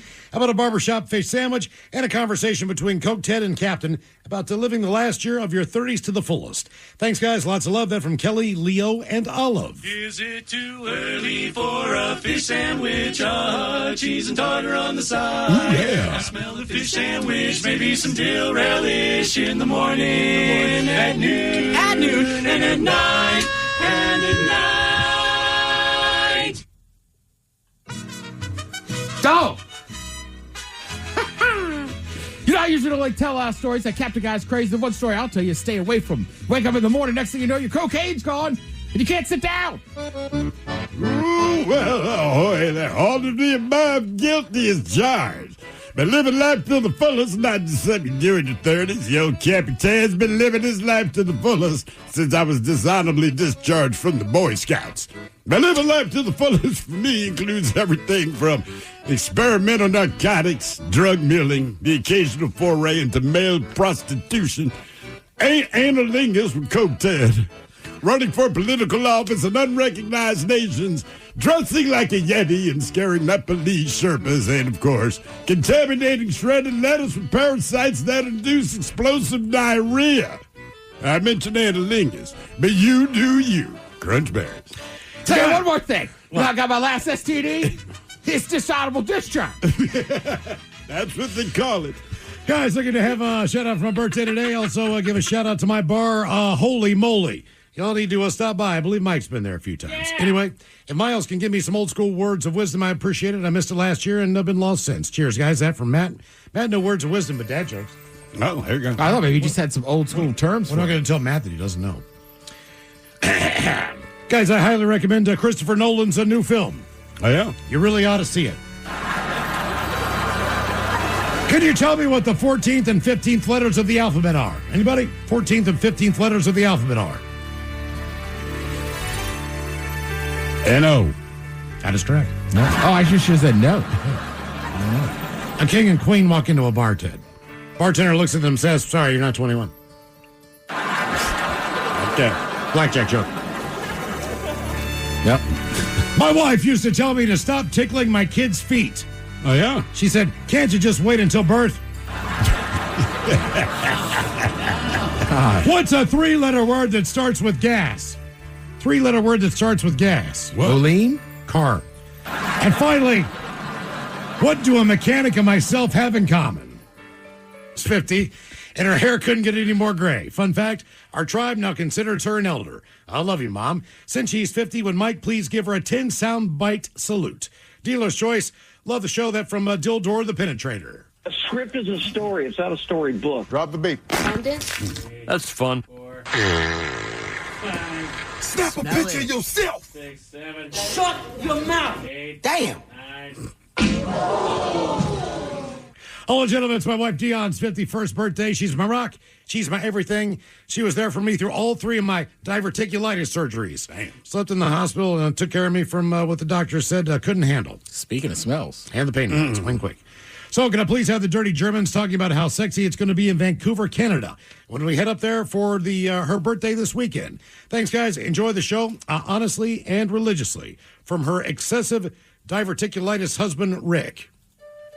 Yeah, you're going up to the Great White North. In spite of that, I would still suggest you go south of the border.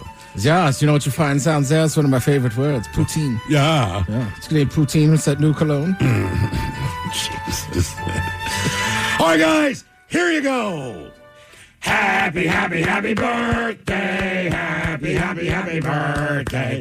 Happy, happy, happy birthday to you, to you, to you.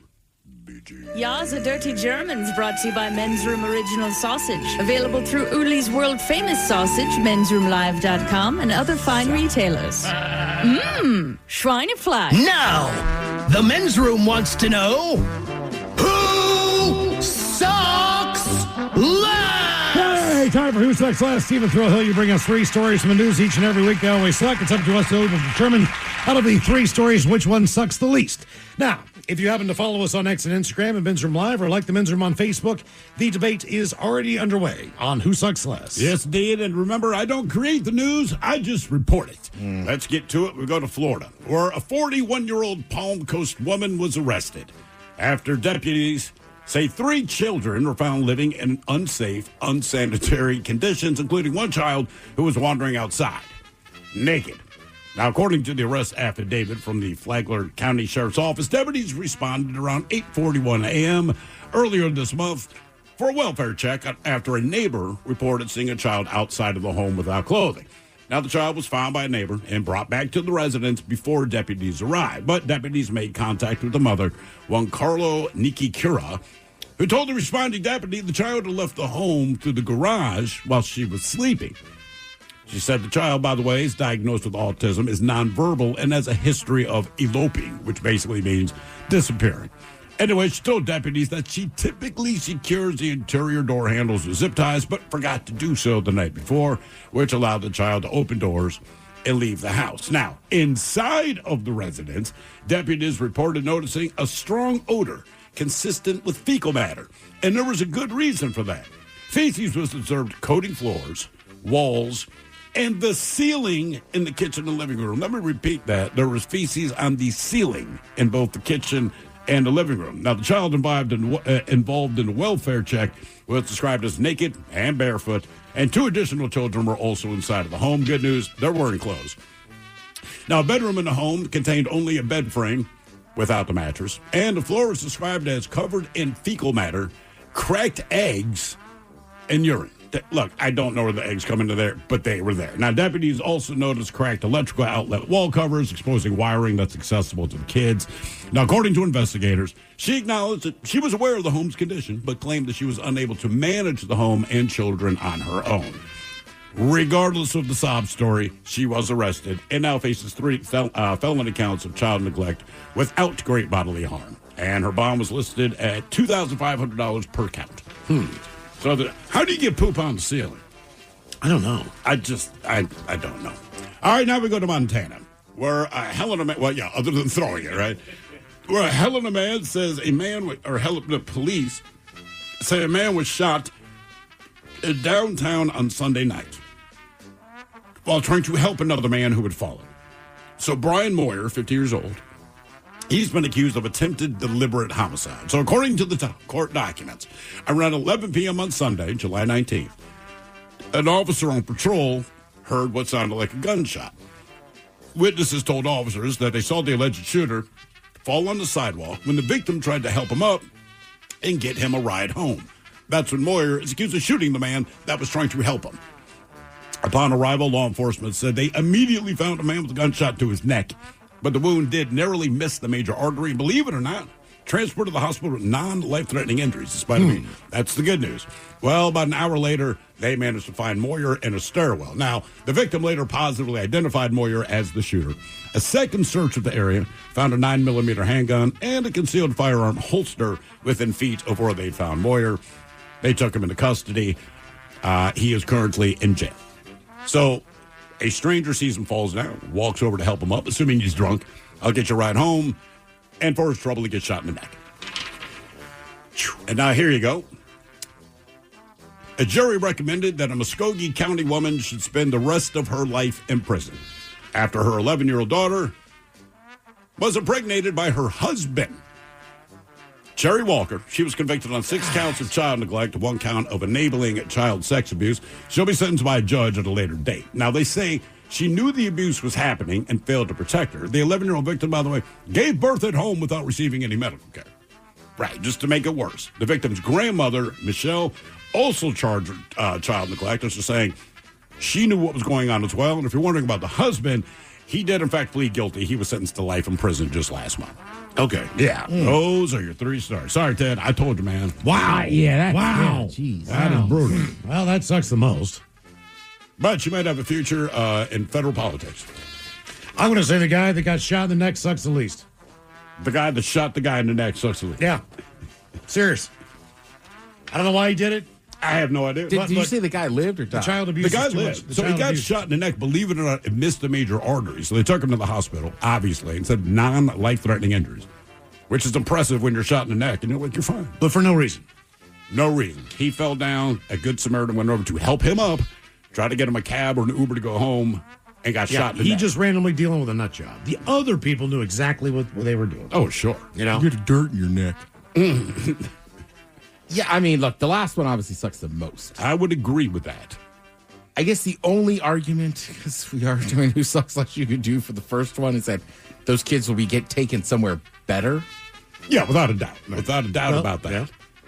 Yeah. I guess Miles is right. I guess randomly shooting a dude in the neck compared to the other two. Compared to child abuse. I mean, that's what I'm saying. Child abuse or child rape. Like Right. I'll go with crazy guy that shoots people in the neck. I mean, think about that. You can shoot a stranger in the neck that was trying to help you, but based on the other 2 stories, you're the best person out of the group. Wow. Yeah. Good times. All right, coming up here at 5:08, we will drink and toast with a shot of the day. You are listening to The Men's Room. For most businesses, sales tax is hard. There are over 11,000 tax jurisdictions in the U.S., each with its own set of rules. How do you stay compliant as you grow? Easy. Numeral. Numeral is the AI-native sales tax solution. We handle all your registrations, ongoing filings, rates, and exemptions, so you can do what you do best. Build your business. Sales tax is hard, but Numeral is easy. Go to Numeral.com today to speak with one of our sales tax experts. That's Numeral.com. I'm Tobin Heath. And I'm Kristen Press. We're World Cup champions, Olympians, and the hosts of The Recap Show. Week in and week out, we sit down with sports legends, cultural icons, and global changemakers to talk everything from clutch games to causes that matter. This is about creating the future of women's sports, a future that's honest, inclusive, and real. Join us for our reimagined journey. Follow and listen to The Recap Show wherever you get your podcasts. 99.9 KISW. The Men's Room returns with Miles and Thrill. All right, coming up here at 5:08, we'll drink and toast with a shot of the day. And we do have your headlines on the way at 5:50. But first, go check out Mike Hawk and some of the stories and headlines he is not working on. Well, thank you, Miles. Government officials in Alberta are pleading with residents, pleading with them to stop releasing their goldfish into the waterways. Are they growing? Oh, yeah. Yeah. How many people have done it that it's that big of an issue, man? Enough to where it's that big of an issue. Yeah, I guess so. Is there, does nothing eat the goldfish? I would think I think something might eat goldfish, but when you put them in the wild, they get bigger, and they're just carp. Sure. Yeah, right? So they eat probably anything There's no predators for carp. Okay. They're too big. I mean, unless you get them when they're small. And once the thing starts growing, you're screwed. Yeah. Damn. Because carp's going to be the biggest fish in the river. And then eats everything else. Maybe a pike or a muskie, but it depends on where you are. Forgive my ignorance. Is there anything that we can do with carp? I mean, they're bony and they don't taste good. Okay. That's why they're plentiful. Yeah. If they taste good. Damn it. Cool. Keep releasing your goldfish into the river. Dude, you know what? I don't know if you guys saw this in Maryland. They had these catfish that are not native there. Yeah. Right? They're invasive. So they started catching them, and then they cut them up, and they turned them into almost like fish sticks or little fish pat, like a Krabby Patty. Yeah. And now they're serving them to school lunches, and the kids love it. Mm-hmm. Okay. Nice. That's a good way to get rid of an invasive species. You too. make easy work of things that are tasty. Goldfish burgers. Yeah. I'd try it. Hell yeah. Who's not? I mean, everybody smiles back at you. Yeah. We kept the face on, kids. Now just peel it off before you take a bite. You're fine. You guys might have seen the video. It happens often enough in baseball, and it's happened again. A player for the Athletics suffered a ruptured testicle. Ooh, did you see that foul ball? Oh, it was terrible. Who was it? He went down. The Athletics. So he's ready for it. Ball comes in, and he takes a swing, and that thing ricochets off his bat. And the way that his leg was lifted, because they'll lift the leg as they're going, but that ball came off and made full contact. Yeah, it was not okay. That's why I'm not working on it, because I don't. Yeah, know enough. Oh, and he's a rookie. Oh, is he really? He was rushed into surgery. That's bad. Yeah, I bet it was. Damn it. What was it that for a longest time there, like the Mariners had more ruptured testicles in the last certain amount of time than we did, like in the last decade, playoff wins or something like that. Like, doggone it. That is not a great stat. That is not a great stat at all. We have more ruptured testicles than playoff. On our team. It's not league wide. Like, our team, we had blown testicles. It is wild. Like, I'm just watching it now. It's like, you always feel bad when a guy gets hurt, even if he's on the other team. But, like, when he goes down because it hit him straight in the testicles, everybody's like, all right, hang on. Like, everybody stops. Get the man a Capri Sun or something down. Give him some air. Just give him 5 minutes. Pause the game. He's going to keep saying, don't touch me. Right. For about 5 seconds. Don't touch me. Give him all the room. Touch me. Give him all the room he needs. You know what? Free run. Bring him all the way around. The best one I had a few years ago playing pub league, and somebody went to soccer, and somebody went to clear the ball, and it just hit me square. Yeah. Right? So I just go down, and I hear somebody go, oh, sounded like it hurt. And then I'm just like, sub. Right. And I trot over to the sideline, and I'll never forget, this woman just looks at me, she goes, I don't have them, but I bet that hurt. Wow. I was like, yeah. It was Miles, he was that loud. Damn. Like it almost ricocheted into the goal. Oh. That would have been a great goal. That would have been unreal. Ted scores with the testes. The testicle score. Yeah. Senators in Massachusetts are proposing a quote-unquote fun agenda, a series of policy changes designed to boost nightlife, entertainment, and outdoor recreation in the state. Let them have a happy hour. Yeah, and they have some of the strictest alcohol rules in the country. Yeah, loosen up, dummy. This is not rocket science. No, we need a fun agenda. When you call it that, it already doesn't sound fun. That's something your second grade teacher calls it when you're going to recess, right? Just say, hey, man, happy hour. Then your ears perk up like, cool. It's an oxymoron. Fun agenda. Yeah, no. We have an agenda, and this agenda will be fun. Yeah. We're having fun, aren't we? Are y'all having fun? Get out there. Also, aren't they trying to repeal legal weed there in Massachusetts? They're trying to repeal it? Yeah, that's not on the fun agenda. So they don't mean it. No. That's what I'm saying. You can't have a fun agenda and you're trying to unlegalize weed. Come on. What do you think nightlife is? Exactly. They're going to go out drunk, they're going to get stoned, and we're going to have fun. We're going to dance. Frito-Lay's going to make a killing. 7-Eleven's going to make a killing. Not anybody I know personally, but what about all the California sober people? Not even thinking about them. Nope. Put your thinking caps on, Jen. It's time for the Merriam-Webster word of the day. Ted currently holds the trophy. So Ted gets first crack at this one. I give you a 50% chance of success. Okay. It's an adjective. Brought to you by the letter S. One word on this one. Letter S. Now, this is a formal word used to describe someone or something that is very loyal and dedicated to or that is physically or mentally strong. Somebody who's loyal or dedicated or physically or mentally strong. I think I know. S word. But I don't know. S word. It's 2 syllables. Steadfast. Not steadfast. Damn it. Oh. Gotta give Ted a chance, man. That's all right. He was wrong. It's all right, because you were wrong, man. Right. Adjective, so it's describing it. That's right. Give it one more time, quickly. Someone or something that is very loyal and dedicated, or that is physically or mentally strong. You've heard this word before. You guys have heard this word before. Ship shape. Miles, do you have any guesses? Super duper. The world is stalwart. Stalwart. Yeah. Let me go ahead and just reset that to open. Oh, yeah. Like someone's the stalwart of your offensive line. I do like ship shape, though. Ship shape.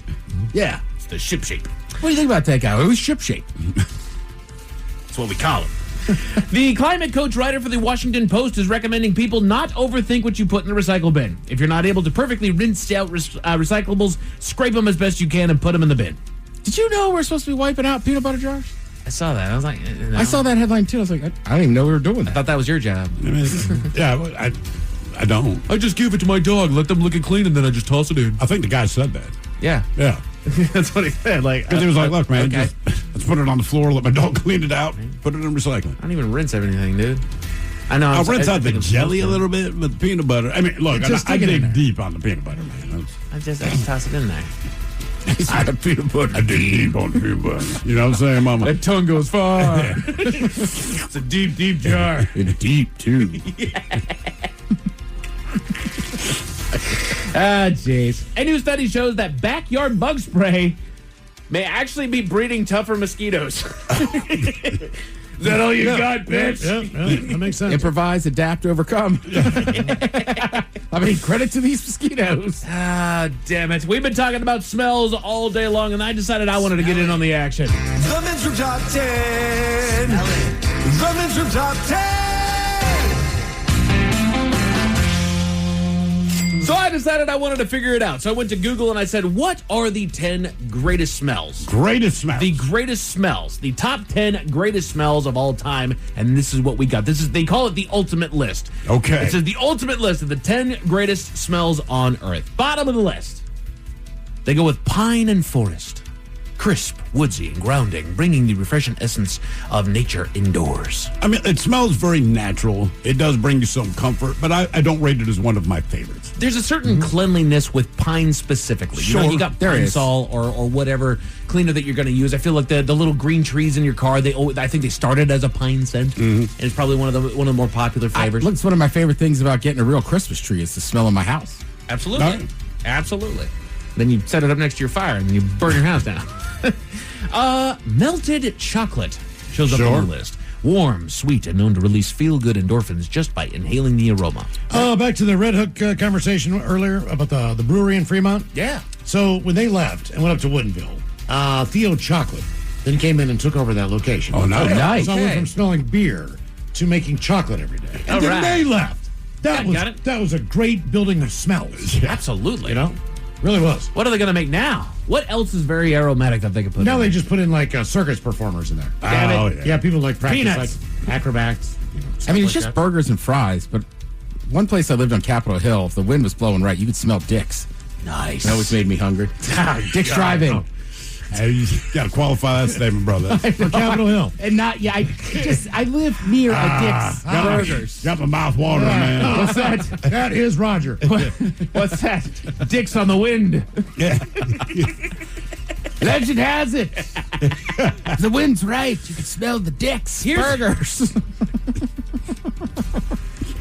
Capitol Hill lore. Got it. But here's my thing with melted chocolate. I'm totally fine with the smell of melted chocolate. It can't come in a candle or an air freshener. Anything can, Mike. It has to be natural.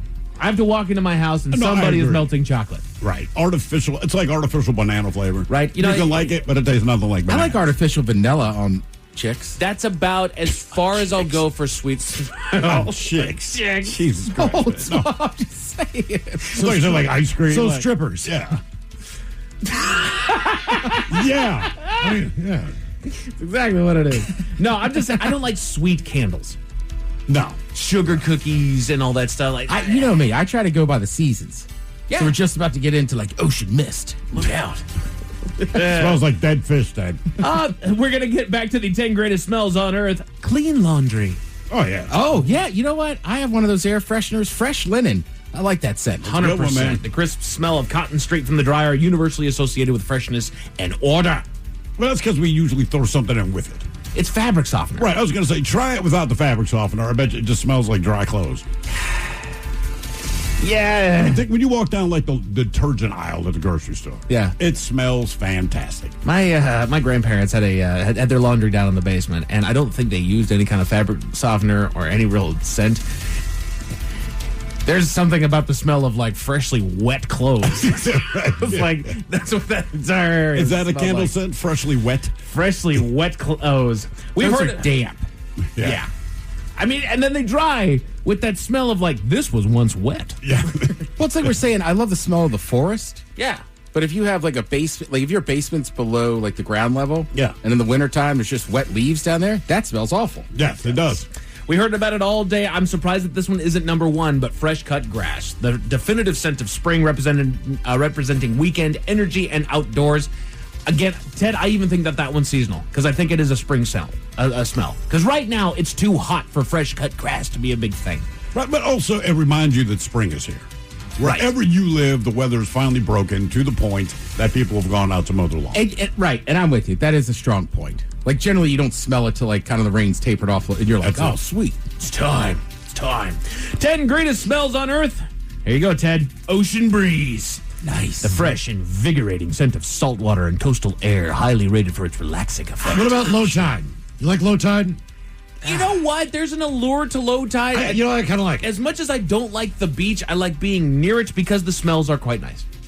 Even I don't know, man. As much as I love the ocean, low tide, especially if you have some of those king tides. Ugh. I've never described something as smelling like low tide and been complimentary at the same time. Yeah. Your I don't breath mind smells it. like low It tide. reminds me of oysters. Yeah. See, to me, But again, I love oysters, Me but I too. never go, I love the smell of an oyster. Well, that's why. Yeah, but it just reminds me of it. So every time I smell low tide, I'm like, Taylor Farms, let's go. to me, the smell of low tide is right there on the same key as what we were talking about earlier. We're driving through the cow fields. Yeah. There are some people that like the smell. There's some people that don't like It that smells smell. very natural, Correct. just not nature's best. And you either like it or you hate it. yeah. Yeah, I don't know. Yeah, I feel like you're the only two people I know that like sweet low tide smell. Low tide. I'll do the cow pie too. Yeah. It's in your nature from where you grew up. It is, man. It is. 10 greatest smells on earth. Freshly baked cookies shows up on the list. Sure. That's hard to argue. Right. And really any cookie. Even if you make cookies, I'm not going to eat like oatmeal raisins because you put raisins in them. Still smells good. What? They don't need the raisin. They don't need the they raisin. don't. But They it don't. makes it even better. It doesn't. But you don't need to add the raisins. If the raisins can't handle their own business, sorry, raisins don't suck. Oreos didn't need, Reese's peanut butter cups didn't need to put Oreos in the middle of them to make a super special brand. But you They know what? didn't, but It they made it a little understand that that was beautiful alchemy. There you go. Confectionery alchemy right there. Yeah. Keep talking. I had a spinach salad the other day, and I looked my buddy dead in the eye, and I go, the best part is the craisins. I would not disagree with that on a spinach salad. Chocolate chip cookie smell. Remember Disney World when you're walking down Main Street of the Magic Kingdom, they pump that smell in. Do they? A, because it's pleasant to you and it reminds you of like childhood and great memories. I love it. And you might spend some money on some cookies. It's one of the reasons why there's a specific door that I walk into when I go into Met Market because they've always got the cookie brewing. So you specifically go to that door. Yeah, Hey, that's a good cookie. It's a fantastic cookie. Yeah. It's phenomenal. 10 greatest smells on Earth. Straight up rain. The crisp, earthy scent that emerges when rain hits dry soil, bringing a refreshing sense Soil. of renewal. Yes. Soil. When it hits the sidewalk, it is different. Like, how many people have peed here? I think it depends on your neighborhood. I'm clear now, but Capitol Hill was terrible. Miles' neighborhood, you can smell the pee. Man, when that first rain comes around, I'm like, no! No! Getting out of town. I do like the smell of rain, though. There also is, and it's not quite as foul as the pee smell on the sidewalk, but the summer rain, that first summer rain that it hits on that fresh, hot asphalt, that's a nasty-ass smell, too. That one goes back to childhood riding bikes for whatever reason for me. Yeah, because you're waiting for it to stop raining. Exactly. Your parents wanted to get you out of the house. It stinks. God, it sucks. 10 greatest smells on Earth. You wake up in the morning, you smell it coming from the kitchen. Bacon, fresh brewed coffee. Oh. You know what? I love coffee. The smell of it's great, but I know what it smells like. So for me, it's just like, I know, right? I kind of do. I don't dislike it. No, it's just a coffee. Where bacon will actually get my ass out of bed. Yes, it will. I was so sure. Bacon. You want to get your kids out of bed? Bacon. Just start frying it up. Yeah, no kidding. Honestly, just breakfast. Eggs, You know what? bacon, You're not wrong. toast, all of it. Yeah, and it works for any age. 100%. Yeah, it really does. Yeah. I am up. You got Christmas going on and you're hosting, so you just start cooking. I love waking up on Christmas like breakfast. 10 greatest smells on Earth. Number 2, vanilla. Yeah. Ted likes it on chicks. I like it in general. No, it's strippers. It's actually just strippers. It's a Victoria's Secret product. It's strippers wear. Sure. They also wear that on stage. Victoria's Secret products. Some women wear it in general. I mean, The ones that used to be strippers. yeah, exactly. Like, oh, look, a butterfly tattoo. Exactly. Like, all right, Tanya. Me and you are going to a movie. Come on, Tammy. She looks good in those jean shorts. Yes, she does. Oh, I'm not complaining. Spilling out the bottom end of it. Miles, give me some of the Aussie stuff. Yeah, exactly. She smells like vanilla. Hit me with some Ozzy. Give me a spritz. Come on, ass man. Need a spritz. Deeply covered in sweet. That's the sound it makes when you spray it.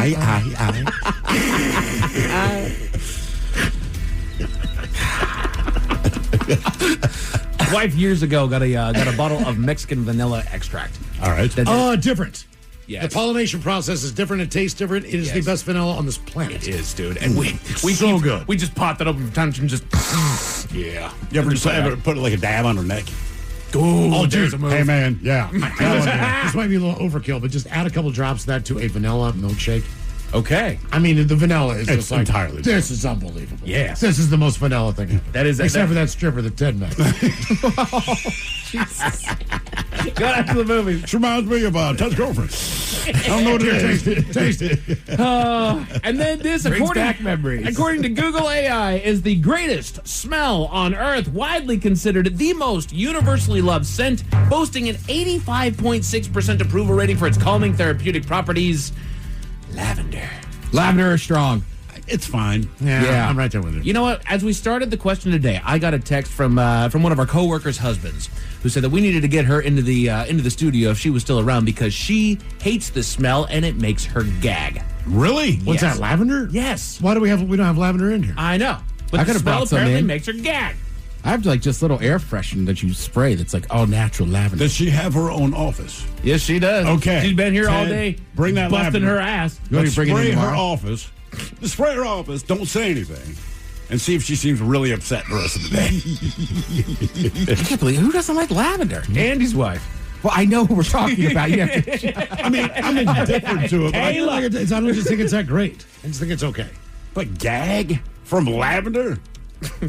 yeah, I mean, I've sprayed Is in my she house. human? And people have walked in and been like, Jesus, it smells great in here. Not her. Not her. Vomit on your floor. It's going to be great. Oh, we got one on YouTube. Boo lavender. I'm allergic to that S. Okay, well, well, if you're allergic, dude. That's fair. Is this like cilantro people? Oh, maybe. Actually, my wife just Like texted me, soap. quote, hate lavender. Well, there we go. Got it. And the two of them are friends. That explains a lot. You know what? That's fair. My wife likes lavender, though, and they're all three friends. Okay, well, your wife's the odd person out, She is. man. They talk about her behind her back. I know it. That lavender lover that might marry. Yellow belly, lavender loving. A neighborhood in Colorado was disturbed by the sounds of somebody honking their horn from their SUV all night. But we're all shocked to find out what was behind the wheel. Who was honking? Tell you all about it at 5:50. Thanks. Our headlines are coming up at 5:50. In the meantime, we made it to drinking time. The projects that built America didn't stop. Highways stretch farther. Fields feed generations. Timber frames growing cities. For 250 years, America has been built by those who show up, work hard, and keep moving forward. For nearly 90 years, Pape has been here to provide equipment, service, and parts for it all, celebrating 250 years of America and those who build, haul, harvest, and supply the American West. Pape keeps you moving. Hey, what's up, flies? This is David Spade. Dana Carvey. Look, I know we never actually left, but I'll just say it. We are back with another season of Fly on the Wall. Every episode, including ones with guests, will now be on video. Every Thursday, you'll hear us and see us chatting with big-name celebrities. And every Monday, you're stuck with just me and Dana. We react to news, what's trending, viral clips. Follow and listen to Fly on the Wall everywhere you get your podcasts. For most businesses, sales tax is hard. There are over 11,000 tax jurisdictions in the U.S., each with its own set of rules. How do you stay compliant as you grow? Easy. Numeral. Numeral is the AI-native sales tax solution. We handle all your registrations, ongoing filings, rates, and exemptions, so you can do what you do best. Build your business. Sales tax is hard, but Numeral is easy. Go to Numeral.com today to speak with one of our sales tax experts. That's Numeral.com. Somebody out there deserves to be recognized. And the men's room knows just who it is. So to you, we say, bottoms up, sailor. You're the toast of our shot of the day. Drink time it is, and as usual, we head to the drink test. And Steve, a thrill hill to find out who we're toasting. Yes, indeed. And today we toast on this day Jonathan Osborne, a.k.a. Ozzy Osbourne. In case you did not know, he died literally 1 year ago today, July 22nd, 2025, at the age of 76. Now, according to his death certificate, his causes of death, not OD, not alcohol, not any of the millions of things that people thought throughout his life would take him down. Instead, he died the way a lot of older folks do. Myocardial infarction, out of the hospital, cardiac arrest, coronary artery disease, and Parkinson's disease, which hit him a little bit later in life. Here's what I love about Ozzy Osbourne, all right? So the one thing he said was, when he got all these diagnoses from different doctors, and they all said, look, man, you need to stop performing. He's kind of like, well, I'm not going to do that because that's all I do. When I wake up in the morning, I want to perform. That's why I've been doing this. I write my stuff. I do my thing. So His death came just weeks after he defied doctors' warnings and went ahead and took the stage one last time with Black Sabbath at the Back to the Beginning benefit concert. Castle went to it, said completely worth it, and then he passed shortly after that. But I'm like, the dude died being as rock and roll as you can be. Like, Ozzy, if you go on stage, it might kill you. He's like, brother, I plan on dying on stage. I mean, that's it. That is my goal. This is why I'm on this earth. So credit to a man, it's been a year, which is amazing because as long as I've been alive, up until a year ago, Ozzy was just kind of someone in your life, right? Rather on the periphery. And then when he got the Osbournes TV show, that changed everything. And Miles, like you said, if you were to bring the Osbourne show back on right now, obviously sans Ozzy, you would not recognize anyone that was on that show before. Not a damn one of them. Yeah. All look completely different. So Ozzy, hey man, it's been a year, but we've been celebrating you all day. And Miles even ordered your favorite cologne, number 88, where he will now be dubbed the Ass Man. I'm picking up where you left off. Yeah, there you go. The Ass Man. So we pour this booze and we drink this booze because we think it's yummy. Yummy. Ozzy Osbourne. So over the tongue and down the throat to party in our tummies. Down the hola, bichola. All right, so you contestant on the line now for Profile This, 206-803-ROCK. Profile This is next. For most businesses, sales tax is hard. There are over 11,000 tax jurisdictions in the U.S., each with its own set of rules. How do you stay compliant as you grow? Easy. Numeral. Numeral is the AI-native sales tax solution. We handle all your registrations, ongoing filings, rates, and exemptions, so you can do what you do best. Build your business. Sales tax is hard, but Numeral is easy. Go to Numeral.com today to speak with one of our sales tax experts. That's Numeral.com. Have you ever felt like you were living just a B or B+ life?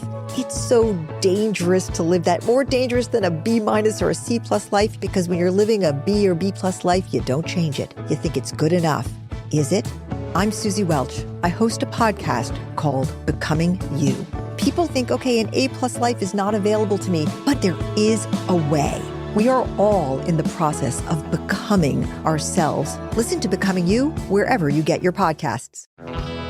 Craving a zero sugar sweet treat, perfectly caffeinated to keep you cruising all afternoon? Sparkling Ice has just what you need. Presenting the Sparkling Ice Caffeine Soda Shop Collection. Nostalgic flavors like cherry cola, root beer, and orange cream. Modestly caffeinated with 70 milligrams of caffeine for the perfect pick-me-up.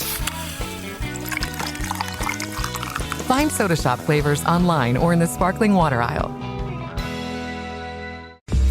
The Men's Room presents Profile This. And Steven, throw hooks, please, everyone, on Profile This is played. Oh, I sure can, Miles. It's a simple game where we share with you a real-life news story. Something that happened right here on planet Earth.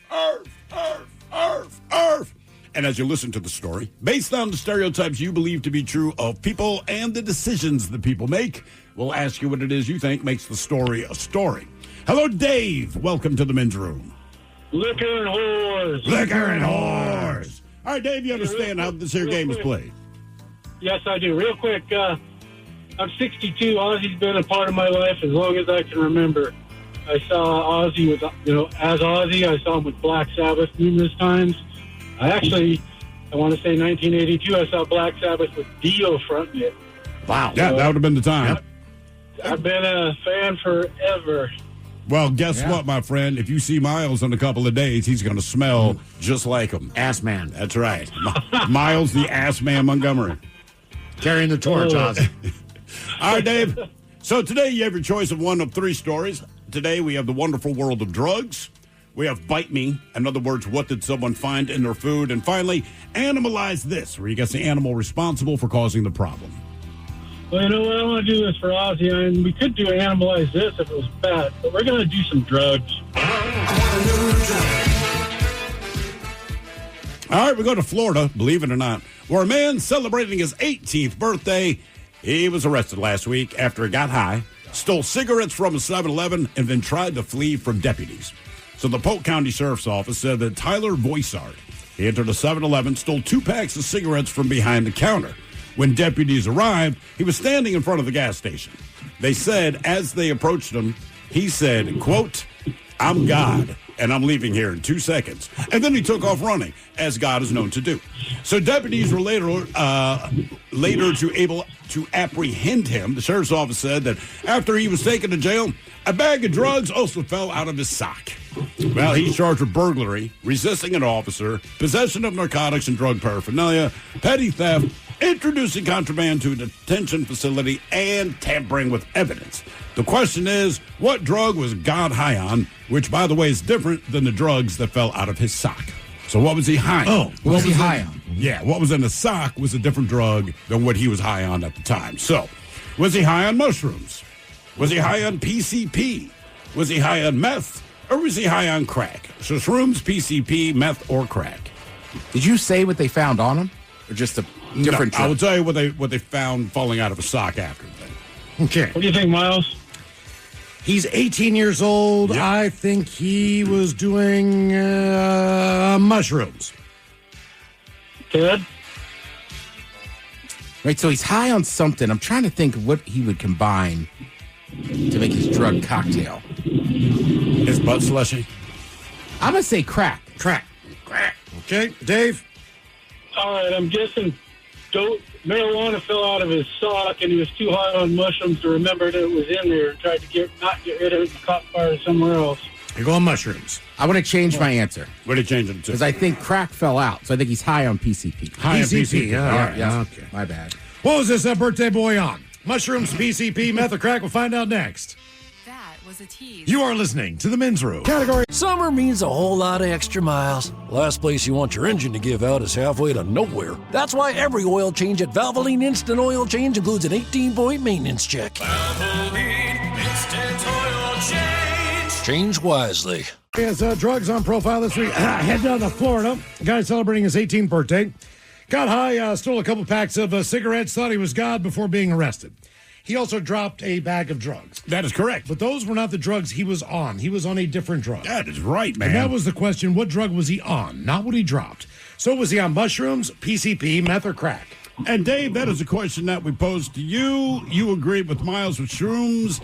So let's start with E. Ted Smith. You went PCP. He was not on PCP, but a lot of people agreed with you. Just read the comments. It was not PCP. Now, Dave, you agreed with Miles. You guys both went mushrooms. And you are correct, sir. What was the drugs he dropped? Thank you. Let me guess. Hold on. I'm going to say based on his age and availability, I bet he had meth.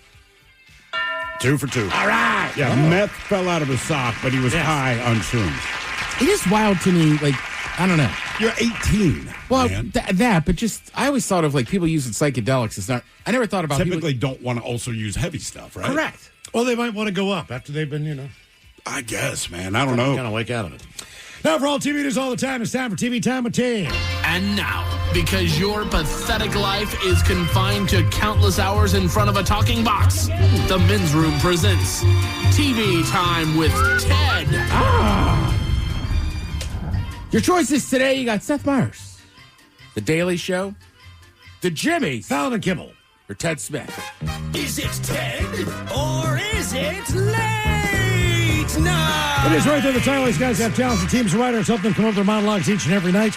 It is up to you to determine, is this an actual late night joke and from whom, or could it be a V. Ted Smith original? Sure, you've seen the story out of Seattle with a raccoon with a spine issue named Jimothy that has captivated the country.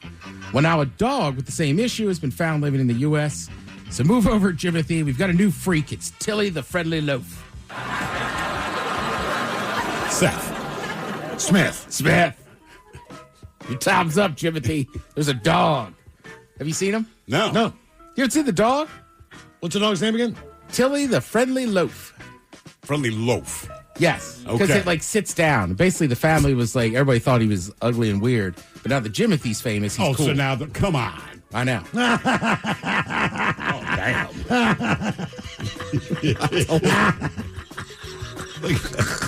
CVS announced that you can now fill pet prescriptions at 9,000 pharmacies worldwide. So you know some guy's going to walk in there and say, hey, I'm here to pick up Viagra order for Cowboy. Fallon. Yeah, Fallon. CVS announced that they can now fill pet prescriptions at 9,000 pharmacies nationwide. Yeah, you know some guy's going to walk in there like, hi, I'm here to pick up a Viagra order for Cowboy. No, I definitely have a horse. Yeah. According to a new survey, 34% of Americans say they pick quicker and more convenient food options when eating in their car. That makes sense. It's probably not the time or place for tapas. Seth. Fallon. Seth. According to a new survey, 34% of Americans said that when eating in their car, they pick quicker and more convenient food options. That makes sense. It's probably not the time or the place for tapas. Amid the parasite outbreak, Taco Bell has seen a drop-off in customers. I didn't even know that Taco Bell used real lettuce. I assumed it was just shredded health code inspections dyed green. Fallon. That should be Fallon. Amid the parasite outbreak, Taco Bell has seen a drop-off in customers. I didn't even know Taco Bell used real lettuce. I assumed it was just shredded health inspections dyed green. A German man recently broke a Guinness World Record by popping 60 balloons in 30 seconds using a plunger. Said his wife, so the toilet is still clogged? Seth. Yeah, that's Seth. Amid the parasite outbreak, Taco Bell A German man recently broke the Guinness World Record by popping 60 balloons in 30 seconds using a plunger. Said his wife, so the toilet is still clogged? What size of the plunger did he use? I know. Good point. Let's see. You guys ever checked in? Thrill, you have a story like this. Weren't you in Miami or something? The guy thought you were Dennis Rodman? Yeah, that was at a sushi joint. Yeah. The chef kept bowing at me. I had no idea why. Big smile on his face. And finally, the waiter, at the end of our time, because I'm saying to my wife, like, look, it's weird, but the guy's being very positive. You know, the chef is, I don't know, 30 feet away behind the counter. But every time I looked at it, it was like, ah. And I'm like, do I bow back? I mean, like, what do I do, man? Because you start doing it back, right? So I swear to God, that's what he looked like. And so the waiter came over, and he's like, look. He goes, I know you're not. But the chef thinks you're Dennis Rodman. I'm like, what? It's like, he thinks you're Dennis Rodman. I'm like, is that why he keeps smiling and doing that? He's like, oh, yeah. Because I'm like, it's been my entire meal. Every time I glance Did he send you free stuff? I don't remember if we got anything free, but just every single time. It's just Trust me, weird. there's still a waiter at that brunch spot in Wolfratshausen, Germany, that thinks you played for the Ravens. I know. Mm-hmm. You still thinks you're Jerry Rice? That was a kid. Kid thought I was Jerry Rice. And this is a picture like the Seattle waterfront. It's that crowded tourist place. And I did not realize the kid had seen me maybe 2 hours earlier. And so a father came up with this kid. The kid's maybe 4 or 5 years old. It's when Jerry Rice is still playing. And he's like, hey, can you sign this for my kid? I'm like, sign what? And he's like, my kid thinks you're Jerry Rice. I'm like, oh, bro, I don't want to sign somebody else's signature. He goes, dude, my kid saw you hours ago, and he has not shut the F up about the fact that he saw thing. He's like, just sign this goddamn piece of paper. And it felt weird, you know. So you're like, Timmy, stay in school. Then it's like Jerry Rice. Yeah, I mean, you did the right thing to help out the kid. I did. I just wonder if his father ever told him. If some random black dude in Baltimore, man, that was not Jerry Rice. I'm sure when that kid was a teenager, it pissed him off. Yeah. You know what? That wasn't Jerry Rice.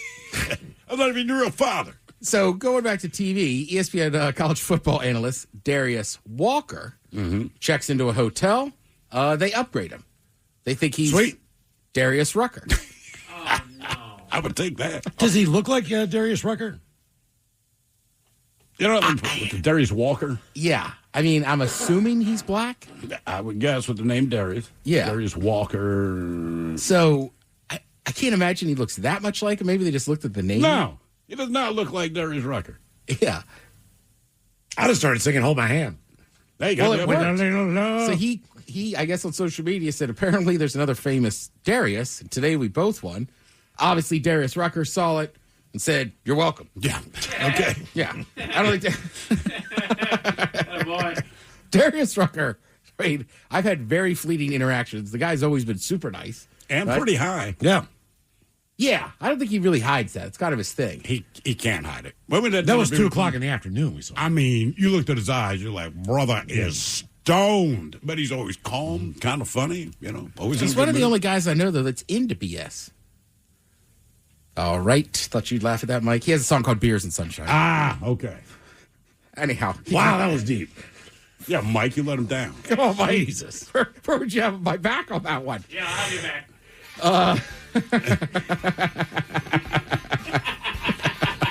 Hey, music. Yeah. I mean, I don't know. So anyhow, he got a free upgrade as they thought he was Darius Rucker. I did not get anything like that. You did that? Well, the guy in Germany that thought you played for the Ravens. Okay, he got me, what was it, schnapps? Schnapps, and he sent you some little snack, and Miles went to grab it, and he freaked out. That was the worst day for me to get free schnapps. I should also tell people, this German looked at me, and he goes, Ray Lewis, my favorite wide receiver. He's okay, man. The throw walked in, I was like, oh, here we go. Yep, game on.